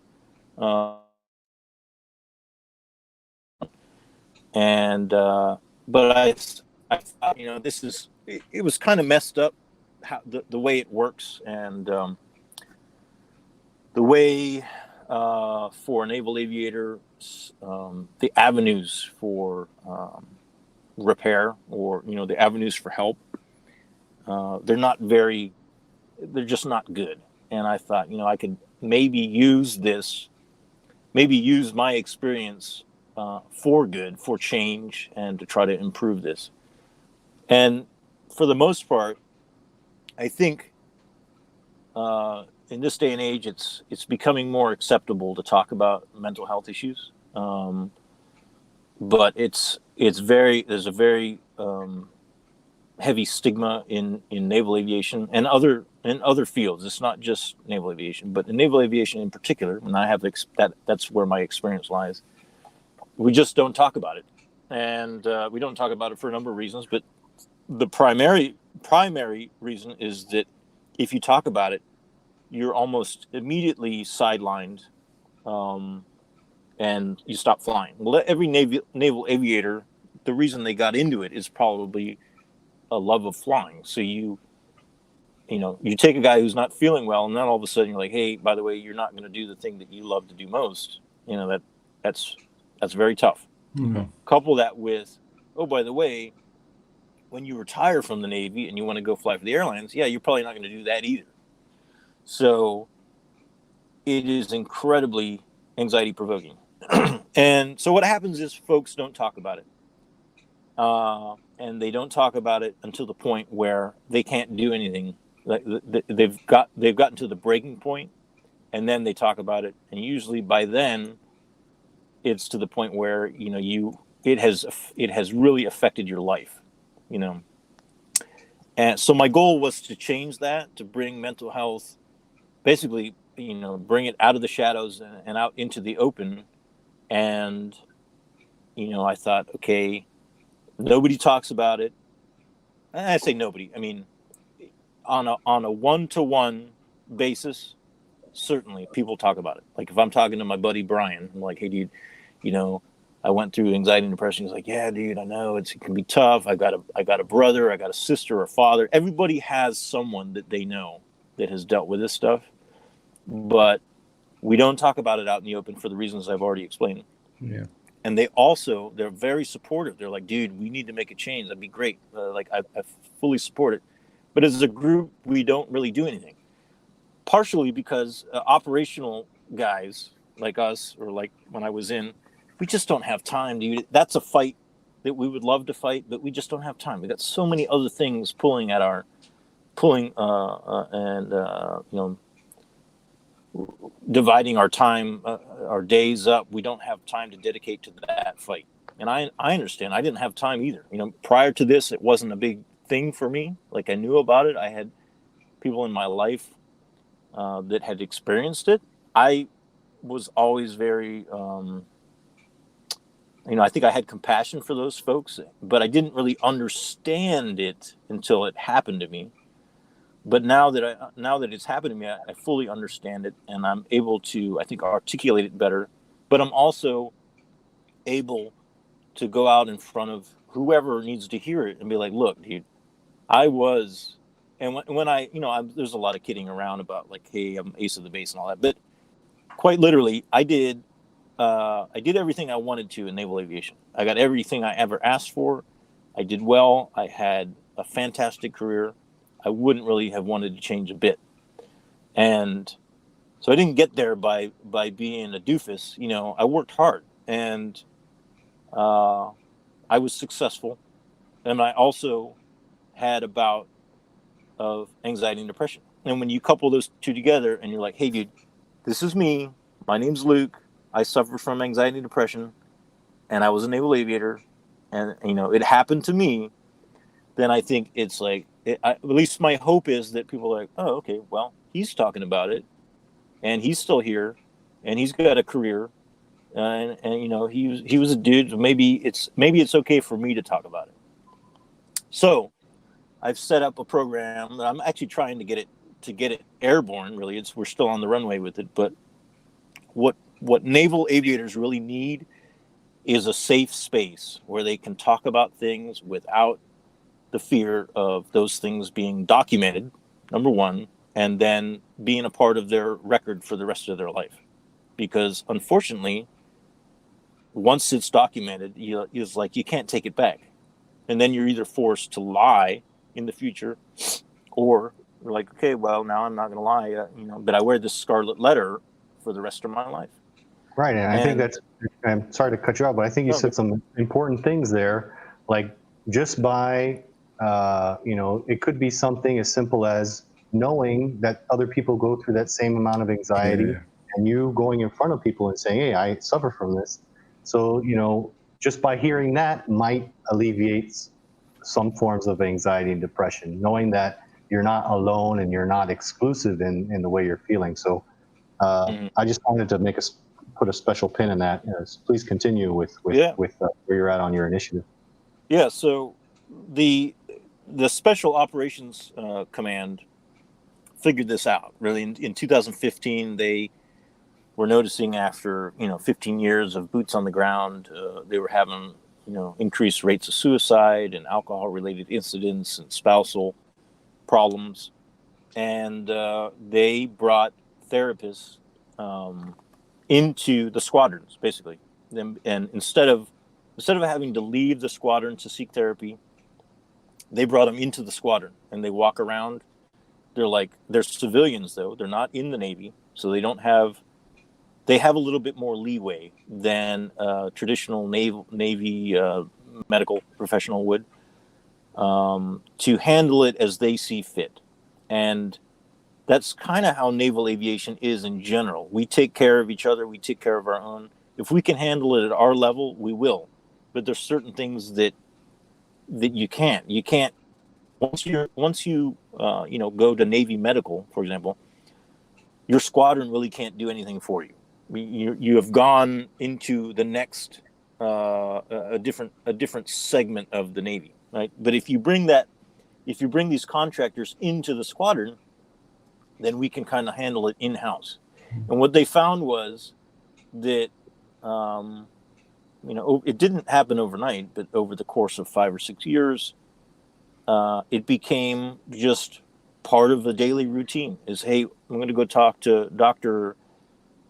Christine, who has been a huge help in my fight to bring the same sort of thing to naval aviation. I'm going to go talk to Christine in the morning, and I'll be out on the range this afternoon. Just going to check in with her and just talk about things. Because prior to that, there was no talking about things. You'd only talk about it maybe to your spouse, or to Mr. Daniels, or Jose Cuervo. Those are the only guys that you could talk to. And believe me, man, alcohol is a part of naval aviation, has been for a long time, and that's not going to change. And I don't want that to change, really. It's just part of the deal.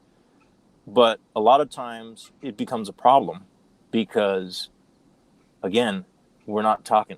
And I think that, and they have found, a decrease in suicide, a decrease in alcohol-related incidents, an increase in people that are up and back getting out in the field. And that's what it's all about, really, is you want to keep these people operational. Yeah. And my argument, which while I was going through my own battles, was like, dude, I don't need a doctor to tell me that I am unsafe to fly an aircraft because I'm not feeling well. Like, I made that call a couple weeks ago. The only reason I'm here telling you about it now is because I need some help. But guys, immediately it's like, hey, okay, well, you're not flying. It was like, let me write this shit so you can't fly. I'm like, dude, I already know that I'm not flying. You don't need to make it official, but they made it official. And then it was like, okay, well, you got to go see mental health, and go to see mental health. And I was just further and further on down the rabbit hole I went. Mm-hmm. And further and further away from actual recovery, really. It wasn't until I separated myself from that process with the civilian folks that I actually started feeling better. But my hope is that we don't even get that far. Like, we start talking about this out in the open, and guys can go and talk about whatever, man.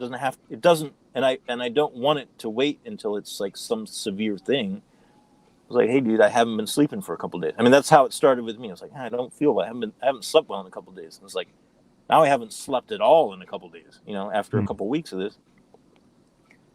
Had I, talked to someone earlier, maybe I wouldn't even gotten that far. So, right. Yeah. And so it's the way it's set up now is your only avenue is to essentially wash yourself out if you see any problems creeping up. yeah, your choice, you have two choices.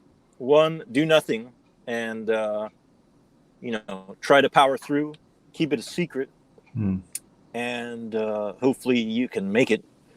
Or two, ask for help and admit that you have a problem and likely, jeopardize your current and future career. And mine was a bit unique because when it happened to me, I had less than a year to go. So my career was already coming to a close. And I had very frank conversations with my CO at the time, who's now helping me with this initiative. Actually, he was the XO at the time, but fantastic American and, good dude. And one of the things that I realized right off the bat is I wasn't having to explain any kind of mental health thing to him because I think it was sister-in-law or brother-in-law, had some issues in life. And he knew, even though he hadn't experienced those, he could relate. And this isn't funny, but one of the things that I noticed is when I would talk to people about this, they'd be like, oh yeah, either that's happened to me and I never said anything, or, my wife deals with this. I mean, it is so pervasive that it's sort of surprising, but again, nobody talks about it. And in this initiative that I've done, what's the name of your initiative? Let's well, it's got two names now. One is called a Squawk 7700, and we call it that because well, that's a term that any aviator is gonna, across the board, even civilian aviators. When you fly around, you have a transponder. The transponder is the way that the aircraft communicates with the ground radar, like air traffic control, and you have a unique code. A four-digit code so that they can keep track of you, so that ATC can keep track of where you are. It's your unique code for that day. or that flight. But there's 3 codes out there that are universal. One is 7700, one is 7600, and one is 7500. 7500 is actually, I'm not going to talk about 7500 on this show, but 7700 is if you have an emergency, and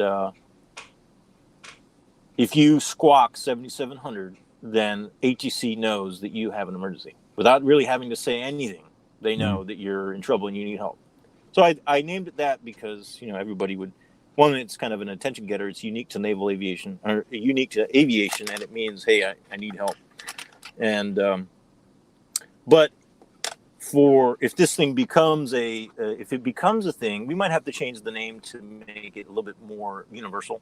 So one thing we came up with was it's an acronym, really. It's HAZREP, which it's HAZREP, which is hazard report, and but our acronym stands for helping aviators Zenith Resiliency Enhancement Program, and that's what it really boils down to, is helping aviators and resiliency enhancement.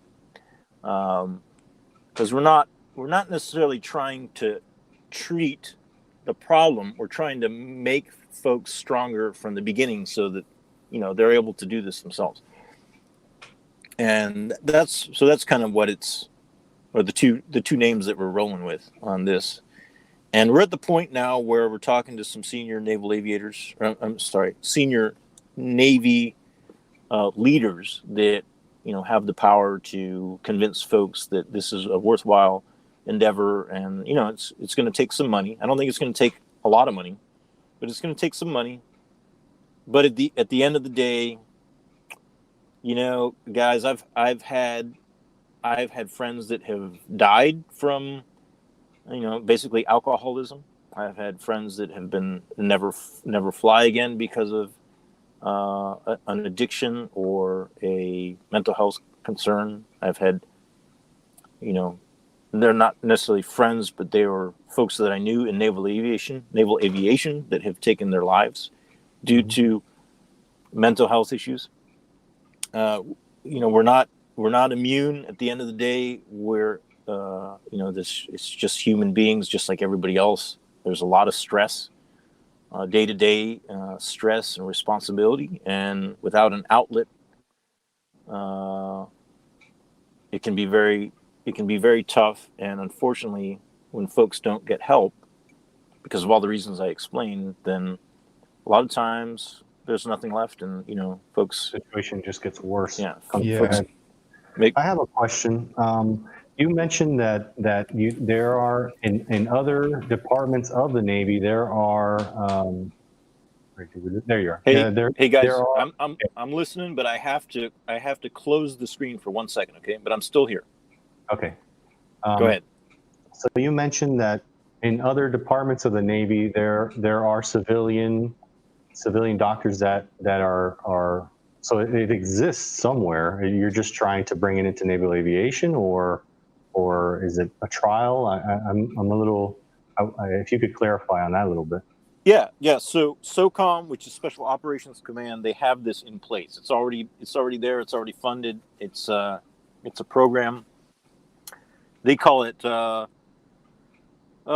me see. It's POTFF, and it's basically protection of the family and force. And they do exactly what I described. They have embedded therapists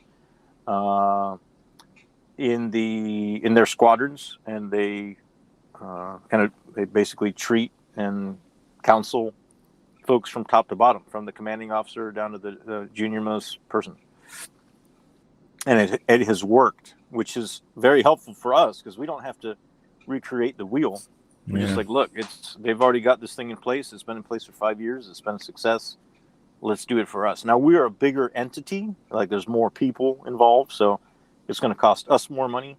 But we're at the step where we want to roll this out in two are physically located very close to each other, which makes it nice. We could probably have the same providers in both squadrons, but they're two different types of squadron. One is my old squadron, which was a 737 squadron, and the other one is a Hornet squadron, but they're both reserve squadrons. And in the reserves, it's just a little bit easier to kind of massage things. We don't necessarily fall under the same budgets that the other types of Navy personnel do, or Navy squadrons do. That answer the question? Yes, sir. Absolutely. Very cool. So, no, if I go sorry, ahead, Joe. No, I've just kind of been taking all this in, Luke, because I think it's definitely a great initiative, very worthwhile. Just thinking back, growing up as a kid, you always kind of see, pilots in the Navy or these different types of people, and you think like, wow, these are like men and women that have it all so together. They're so strong. They're so, there's nothing that they can't achieve. But then you kind of forget that they're also human beings, right? And as human beings, we all kind of go through these things emotionally, mentally, that impact the way that we're able to kind of go on with our daily with our lives.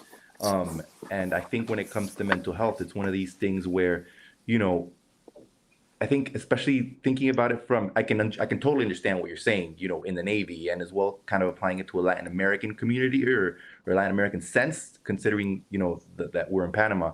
It's one of these things where it's very taboo, I guess, to say like, oh, I have mental health issues. People will be like, oh, well, get over it. It's not that hard. Just think positive thoughts or whatever. Yeah. Which, I mean, Yeah, easier said exactly. than done, right? Sure. And I think, particularly for me at work, I do consular work. And a lot of the times we're dealing with people that are in insane situations. And then you're kind of trying to, show that empathy and understand what they're dealing with.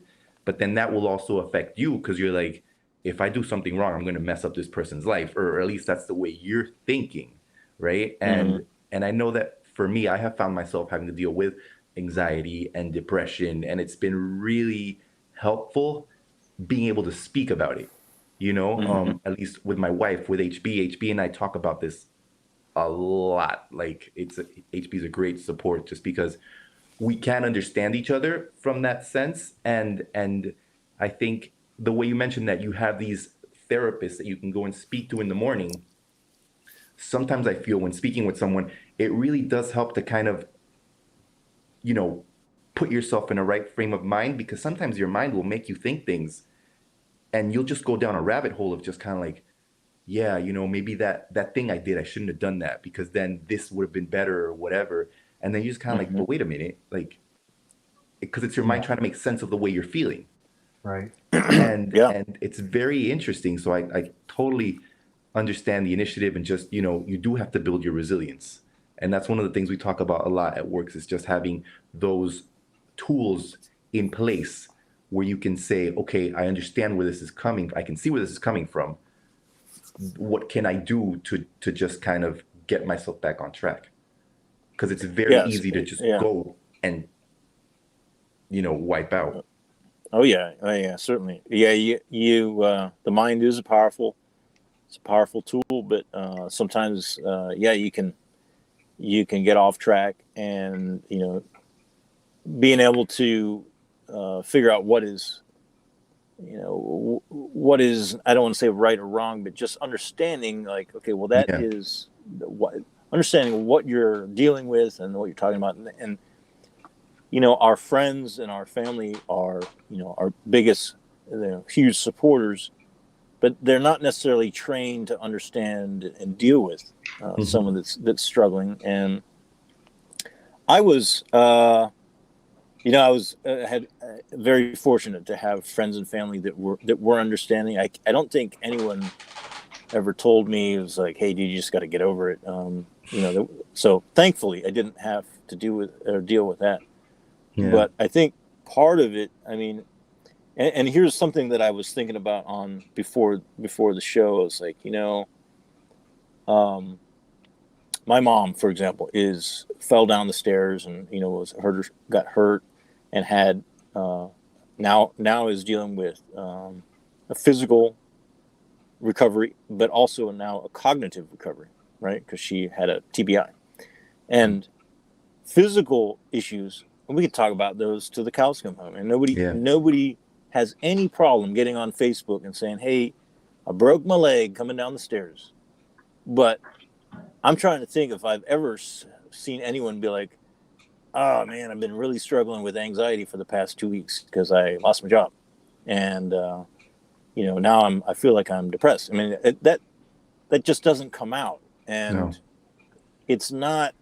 And I don't know exactly why, but nobody talks about this. And I personally, this is just my opinion about Facebook and other social medias. Is people put on there just the golden parts of life, and it can be very dangerous. I think when you get on there and you look and you start comparing, like, oh, well, this person did that and this person's got that, and you start comparing yourself to them, maybe unintentionally. But you're like, oh, well, this guy got a new job and they got this great new house and they look so happy. Well, the thing you got to remember is they're not talking about all the crappy parts of their life. Yeah. You know the crappy parts of your own life, but you're not posting those either. But you just have to be very careful. And in those environments where I know 20 years ago, we didn't have access to 100 different friends at one time and just kind of this kind of like a comparison. You're comparing. We would have conversations kind of like what we're having now, and it's different, man. And it's like we can talk about the bad things and as well as the good things. So I would like for it to be as easy as having a conversation like, hey, I'm struggling with depression or anxiety. But I think the folks that don't have experience with it, I noticed this myself here. I'm going to get interrupted here by my lovely wife who's bringing me a charger. But you get kind of lumped in, even if you're dealing with mild. Thank you. Hi. I'm live here. This is Dana, my wife, and she Hello. can't really be seen, but she's Studio. she's the best wife ever. And I'll be done as soon as I'm done, baby. Okay. Love you so much. Whoosh, man, I got the stink eye there. I'm just kidding. Where was I? Mental health. Yeah, what was I talking about? What was? I think it's a lot more. I think it's a lot more. It definitely happens everywhere. Everyone goes through it in their life. How they deal with it's all a little different. I went through it. My dad had Alzheimer's, and that brings on its own set of mental health issues. So it's always been a very interesting topic to me, and that's why we always talk about it on the show. I mean, we were at the beginning when we first started. We were talking about how being in quarantine, being in a pandemic, brings its own set of anxiety-inducing things that we all deal with. I think the first show we did was all about how to deal with anxiety in a pandemic. Yeah. Breathing techniques, how to, if you're stressed out, that's the first step is to learn how to breathe. We do it every day, and it's an amazingly effective tool. And then the second step is to talk to someone, just verbalize it so you can put it into perspective. Like you guys already mentioned, getting it from here out here can help you with perspective, and that's the first step. And then the third step is identifying and accepting. So. I'm glad. I'm glad you're working on that initiative. It sounds very, not only very needed, but it's very interesting. And and like Joe touched on, if the ace of the base, if these people that jet fighters have, they're well educated, they're also good looking, which is what we can very much identify with.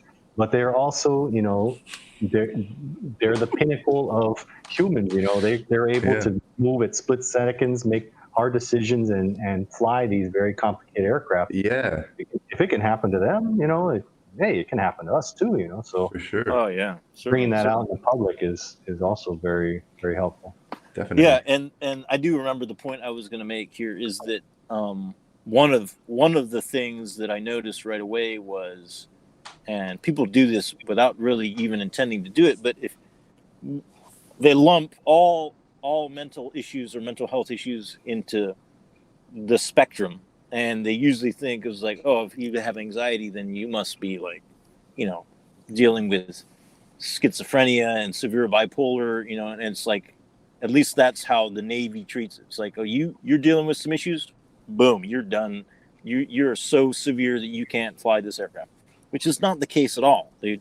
Mhm. It's just not the case, and I think there's a tendency for folks to, that haven't experienced it, they don't know, how it can be just from a slight, a minor issue to a major issue, and there's so many different shades in between that someone that says, I got a mental health issue or I'm struggling doesn't mean that they're necessarily, about ready to commit suicide. I mean, there's so many different shades there, and Most of them we don't understand, Yeah, and you exactly. can't assume anything. But I think that's part of where that negative stigma comes in, is because they're like, oh my God, the person's crazy, and no, they're not crazy, dude. It doesn't affect you like that. I mean, there's certain people are, severely disabled with these things, but my argument in just naval aviation in particular is like, dude, if you have a severe mental illness, how in the hell did you get into naval aviation, and have you been able to be here for 15 or 20 years? I mean, it's not going to happen. So what you're dealing with is a product of, your experiences probably in the past 10 or 15 years, maybe a little bit sooner than that in childhood, certainly. But, it's not like it's the end of you've reached the end of your professional career just because you're having some issues. And the other point I want to make is the airlines figured this out as well. They developed a program. It's peer-to-peer type program, mainly based on to combat alcoholism, which is a big deal in the airlines. You couple a high-stress job with being away from home a lot, and then also spending a lot of time alone in hotel rooms, because that's what airline pilots do. That's like a recipe for boozing it up big time. Yeah. And you traditionally, before these programs were out there, guys would hide it. They never get help. But now there are programs in place now, so it is on the improving trend. I think I literally caught it at a time where we're all ready for change, and the Navy is ready for change. COVID it's a big mental health concern. Really, I don't think we have seen the effects of it yet. I mean, it's starting to pop up, but the isolation and the stress that goes along with the unknown really is what we're dealing with. Is the unknown, uncertainty. Yeah. It affects people, man. It affects people in a big way. The odd thing is, I was dealing with anxiety and depression when COVID hit, and I was like, man, I was almost to the point where like, interesting. Now the whole world is anxious about this thing, and I was like, man, no big deal. I've been dealing with this shit for 6 months. Bring it. Welcome to the club. So you had your COVID boot camp, so to speak. Yeah, right. I was ready to go. I already had my COVID survival school complete, so I was like, let's do this. Yeah. I want to applaud you not only on overcoming, the anxiety or going through and coming out on the bright side of anxiety, but also the tremendous efforts you're making within the Navy to do it. Having said that, we're coming up on 2 hours, so I want to wind it down, and we do have some questions, very important questions from our viewers. The most important questions on Instagram. Okay. What would you ask a jet pilot if you had the chance? And I think this really reflects the maturity of our viewership. Nice. So I don't want to take any light away from your initiative or from mental health, but let's get back to a little levity here. Question number 1 is from Rob Getman, faithful viewer. His first Faithful question, viewer, Robbie G. Robbie G, he's always there for us. Also a theater folk. He's Yeah. weird like us. Woo! His question is, have you ever seen a UFO? All right, Robbie, thanks for asking. That is a very interesting question. The answer is an emphatic no. I have not seen an object that I could not identify that was also flying at the same time. Interestingly enough, though, there has been a few cases recently of my old squadron, VFA 11, that have seen things on the FLIR and the radar that they couldn't quite figure out, and it's been in the newspaper.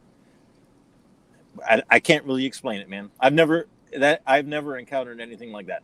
Okay, So I want to add my own 2 cents to this, as like, just to specify. Do it. A UFO doesn't mean a Martian. It doesn't mean a space. That's correct. Yeah. A UFO is an unidentified flying object, so it could be a blimp. It could be something that you just don't know what it is. So a lot of people, when they hear UFO, they think little green men. So That's right. Mm-hmm. all right, Or so lizard people. Yeah, lizard people. Yeah. So on to the next question. Have you had any close calls due to equipment failure? Also from Robbie G. Man, Robbie G's he's first in line here. Let me think about this. Equipment, I wouldn't say close calls due to equipment failure. I've had close calls, and I can describe the closest call I had, but not due to equipment failure. The failures I had were they could be serious, but we handled them and all came out well. I had an issue with landing gear once. I had an issue with an engine once. I had an issue with hydraulics. I never had any fires. And I came close to running out of fuel, but I got it on deck.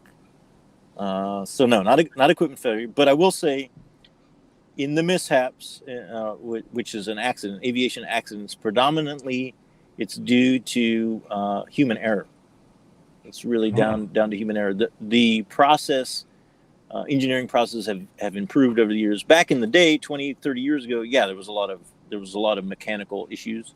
But now the majority is human error. I mean, we've talked a lot about accidents and mishaps and whatnot. The truth is, aviation has come a long way and has a very, very safe track record. For what it is that we do, is incredibly safe through just tons and tons of training and risk mitigation. But the airlines themselves, the American air carriers, are incredibly safe, man. As far as the procedures they follow and the training they get. I mean, it's airline pilots, U.S. air carrier pilots, are incredibly talented and well trained, and the equipment that we fly on is just top notch, and it has come a long, long way. The last incident we had where someone lost their life was actually a Southwest. That was a mechanical failure, but a Southwest aircraft, a passenger was injured or killed due to an engine blades coming apart. But long-winded answer: no, I haven't had any equipment failures that were close calls. My close call. Do you want me to talk about my close call? Sure. Okay, there I was. We were in a dogfight, 2 Tomcats. I was in the upper Tomcat or the higher Tomcat. I was fighting a guy that was down low. He was better than I was. I was still a junior pilot.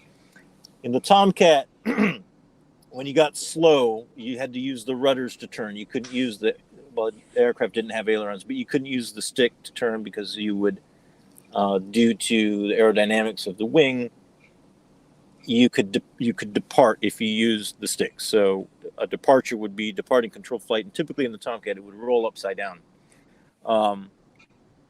So I was trying to get away from this guy. I was trying to build separation, and he was pressuring me, right? So I'm trying to pull up, and he's also pulling up. And I got to the point where he's on my left side here. I get to the point where I'm like, okay, I want to go right. But in my mind, I was thinking, okay, if I try to go right, what's going to happen is I'm going to depart, and it's going to go left, and then I'm going to be upside down, and we're going to collide. So I'm like, oh, Jesus, this isn't a good spot to be in. Like I kind of put myself in the spot. It's not his fault. It's not really my fault. It just kind of happened, but it happened very quickly. And I was like, I only got one option here, and is to go down. So I stuffed the nose and went down, and he's coming up, and my nose came very, very, very close to his right horizontal stab. And I remember looking down. Number one, I remember I was very, like, this was the slow motion part. I was like very pissed off. I was like really, this is how this is going to end. Number one, how did I get myself into this situation? I was pissed, and I was like, gosh darn it. And I looked down, and I'm looking at the guy who's looking up at me, and I could see his knee board, like his briefing card on his knee board card. We were that close. Wow. And I'm just like, oh man. So we go, but there's nothing I could do, man. I had the stick stuffed in there, and we come through, and we knocked it off right after that, and we went home. That's the only time I've ever knocked it off like that and left, and it was for good reason, because we nearly collided. Wow. And I just Terrible. remember being so pissed off that happened. That I had allowed myself to get in that situation and hadn't recognized it, and then hadn't really called or like cried uncle. What you use a term called knock it off. I guess it's a phrase, really. Knock it off, which would be like, hey, let's stop doing what we're doing. And I didn't use it. And that's part of it is because I didn't recognize the situation. And the other part was like, by the time I did recognize it, I couldn't really speak. I was just like, oh, this is not good. But that's the closest I came to crashing. But thankfully I didn't. High That sounds adrenaline, super man. scary. All right, Yeah, man. this next question is a bit of a two-parter. I think they're kind of related. So this is from Aquilino Arias. Does the jet have AC? Yeah, absolutely. We have an Okay. environmental control system Uh-huh. that is, pressurizes the aircraft. These aircraft that we're talking about are all pressurized, and provides pressurization and then heating and cooling. So yes, Cool. they do. Does it offer filtration, just on the off chance? No? I think I might know where this one's going. His next question is, have you ever farted in the jet? He's so mature. I Yeah. was the most mature person that listens to the Yeah, show. for people that know me, know the answer to that question. Absolutely, fart in the jet. And What's the there's number this- of that squawk? there's it's we use squawk code Brown. There's a certain amount of pride that you can get when you're flying in a two-seat aircraft. If you're flying by yourself, then it's kind of sick if you're take pride in this. But if you can elicit a response from the other person in the cockpit, then it's like, You got a good got one. it, It's got like it. a little merit badge. You get a little cool Yeah. emoji on your. Another Poop little emoji. little star there. But if you're wearing your oxygen mask, which by the letter of the law there, or the NATOPS procedures, you're supposed to be wearing your oxygen mask anyway. You wouldn't smell any of that. It's self-contained. But if you have your O2 mask off and you're just breathing the cockpit air, then certainly you would smell that. Now, two things to keep in mind here: the cockpits have places where the air comes in, vents, but they also have an exit, because the air has to leave somewhere. And in different aircraft, that exit could be in different spots. Now, in an aircraft where it exits up front, then the person in the back has the upper hand, right? Because he can kind of send it forward.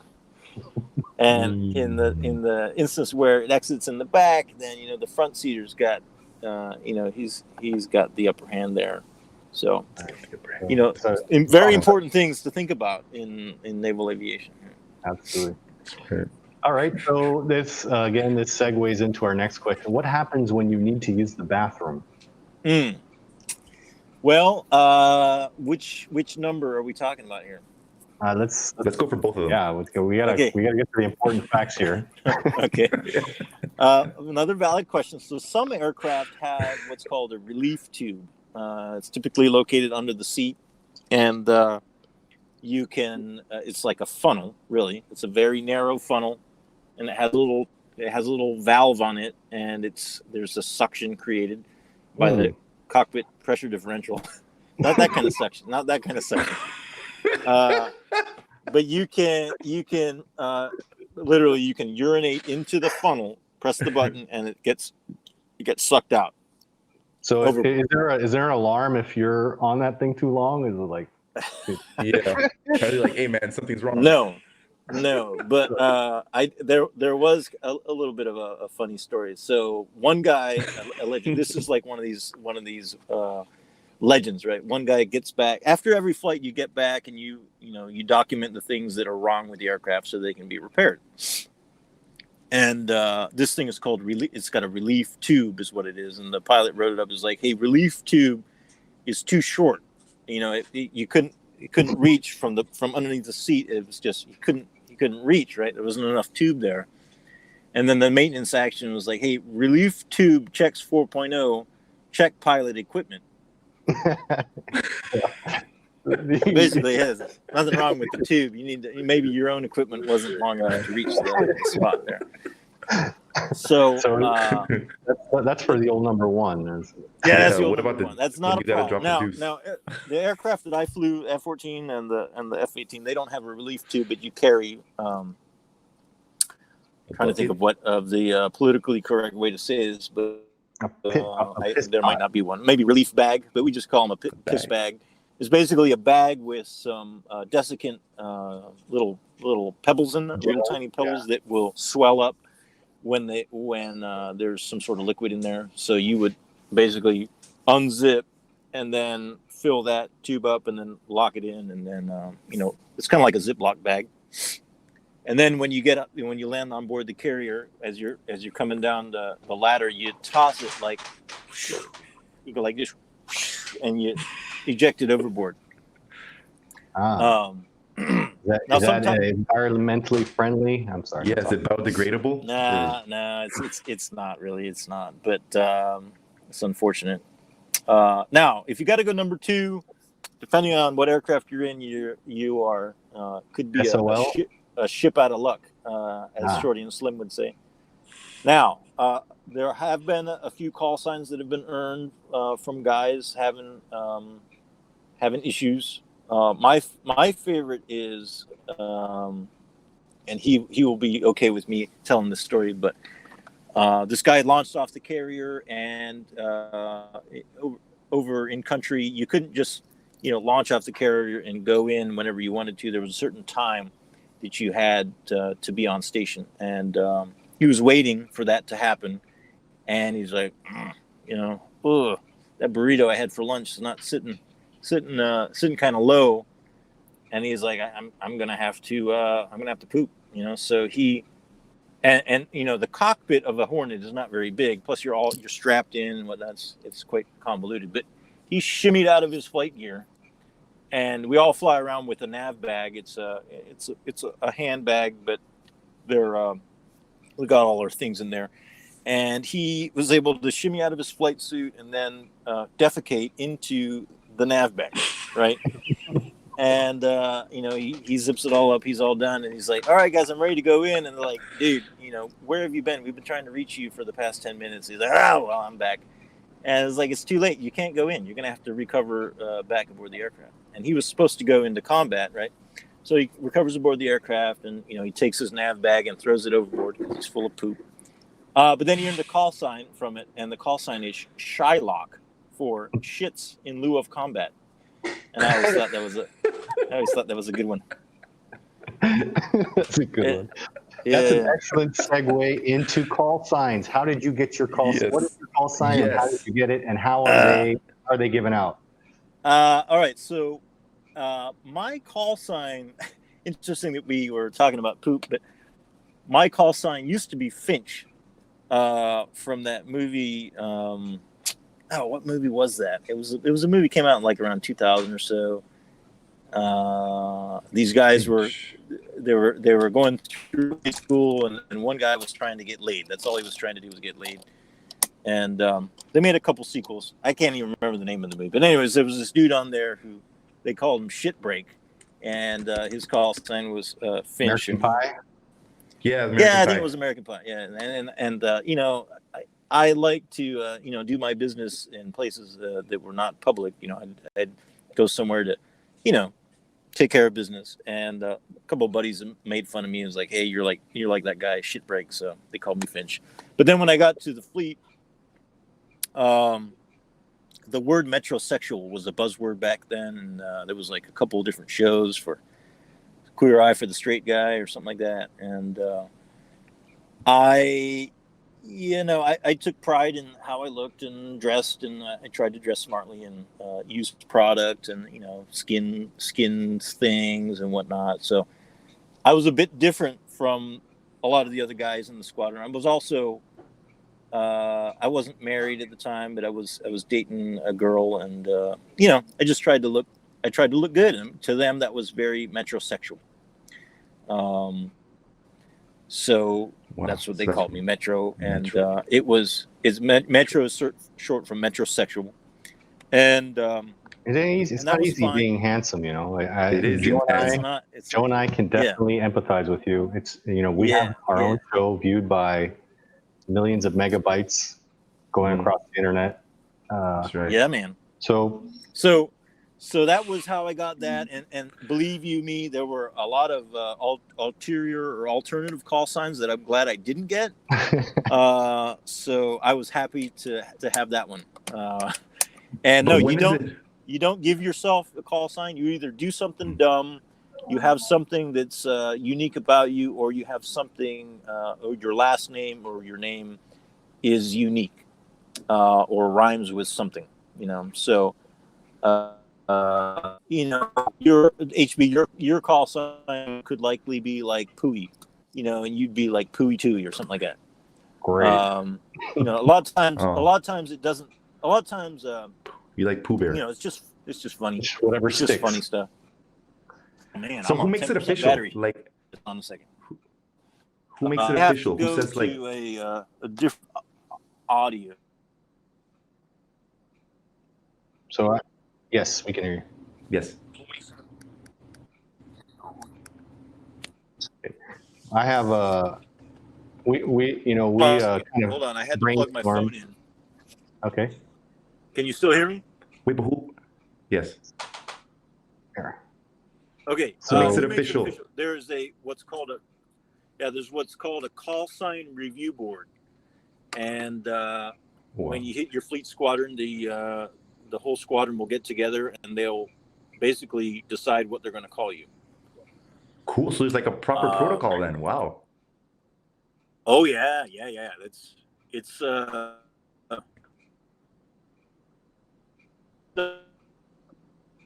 like we're losing some signal here, but you know, we had Joe and I were brainstorming while we get audio back from Luke. Joe and I were brainstorming. We were throwing things against the wall, see what stick. And my little avatar looks kind of like Teen Wolf, so we can call me. My handle can be Teen Wolf, and yours can be Mosquito. Mosquito. I like that because I sting people with my That's bullets. right. You fly around and yeah. Pew pew pew. All right, I'm back. Can you hear me? we can hear you loud and clear. What does 5x5 mean?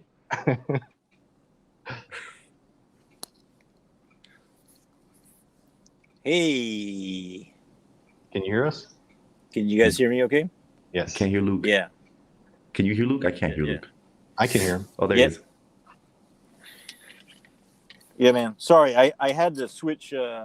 Had to switch around here. My phone's kind of running out of juice, and I had to switch audios. But in fact, I don't have too much longer to go before this thing runs out of battery. It's perfect timing. How many? battery. Oh, We're good. We're good to close Okay. up the shop. So you know, Metro. I'm a Teen Wolf, and we got Mosquito over here. We want to Hey. thank you very much. We want to thank you very much for being on the show. We want to thank you also for being patient during our technical difficulties Yeah, man. for our hand, and we know you're with family and you've taken time out of your weekend with your family. So we extra special thanks. Thank you. It was a great show. Lots of super interesting things. I think we could have gone on many more hours, but all good Seriously, things. man. At the end, maybe we can have you back on the show when you have some developments in your program. Yeah, man.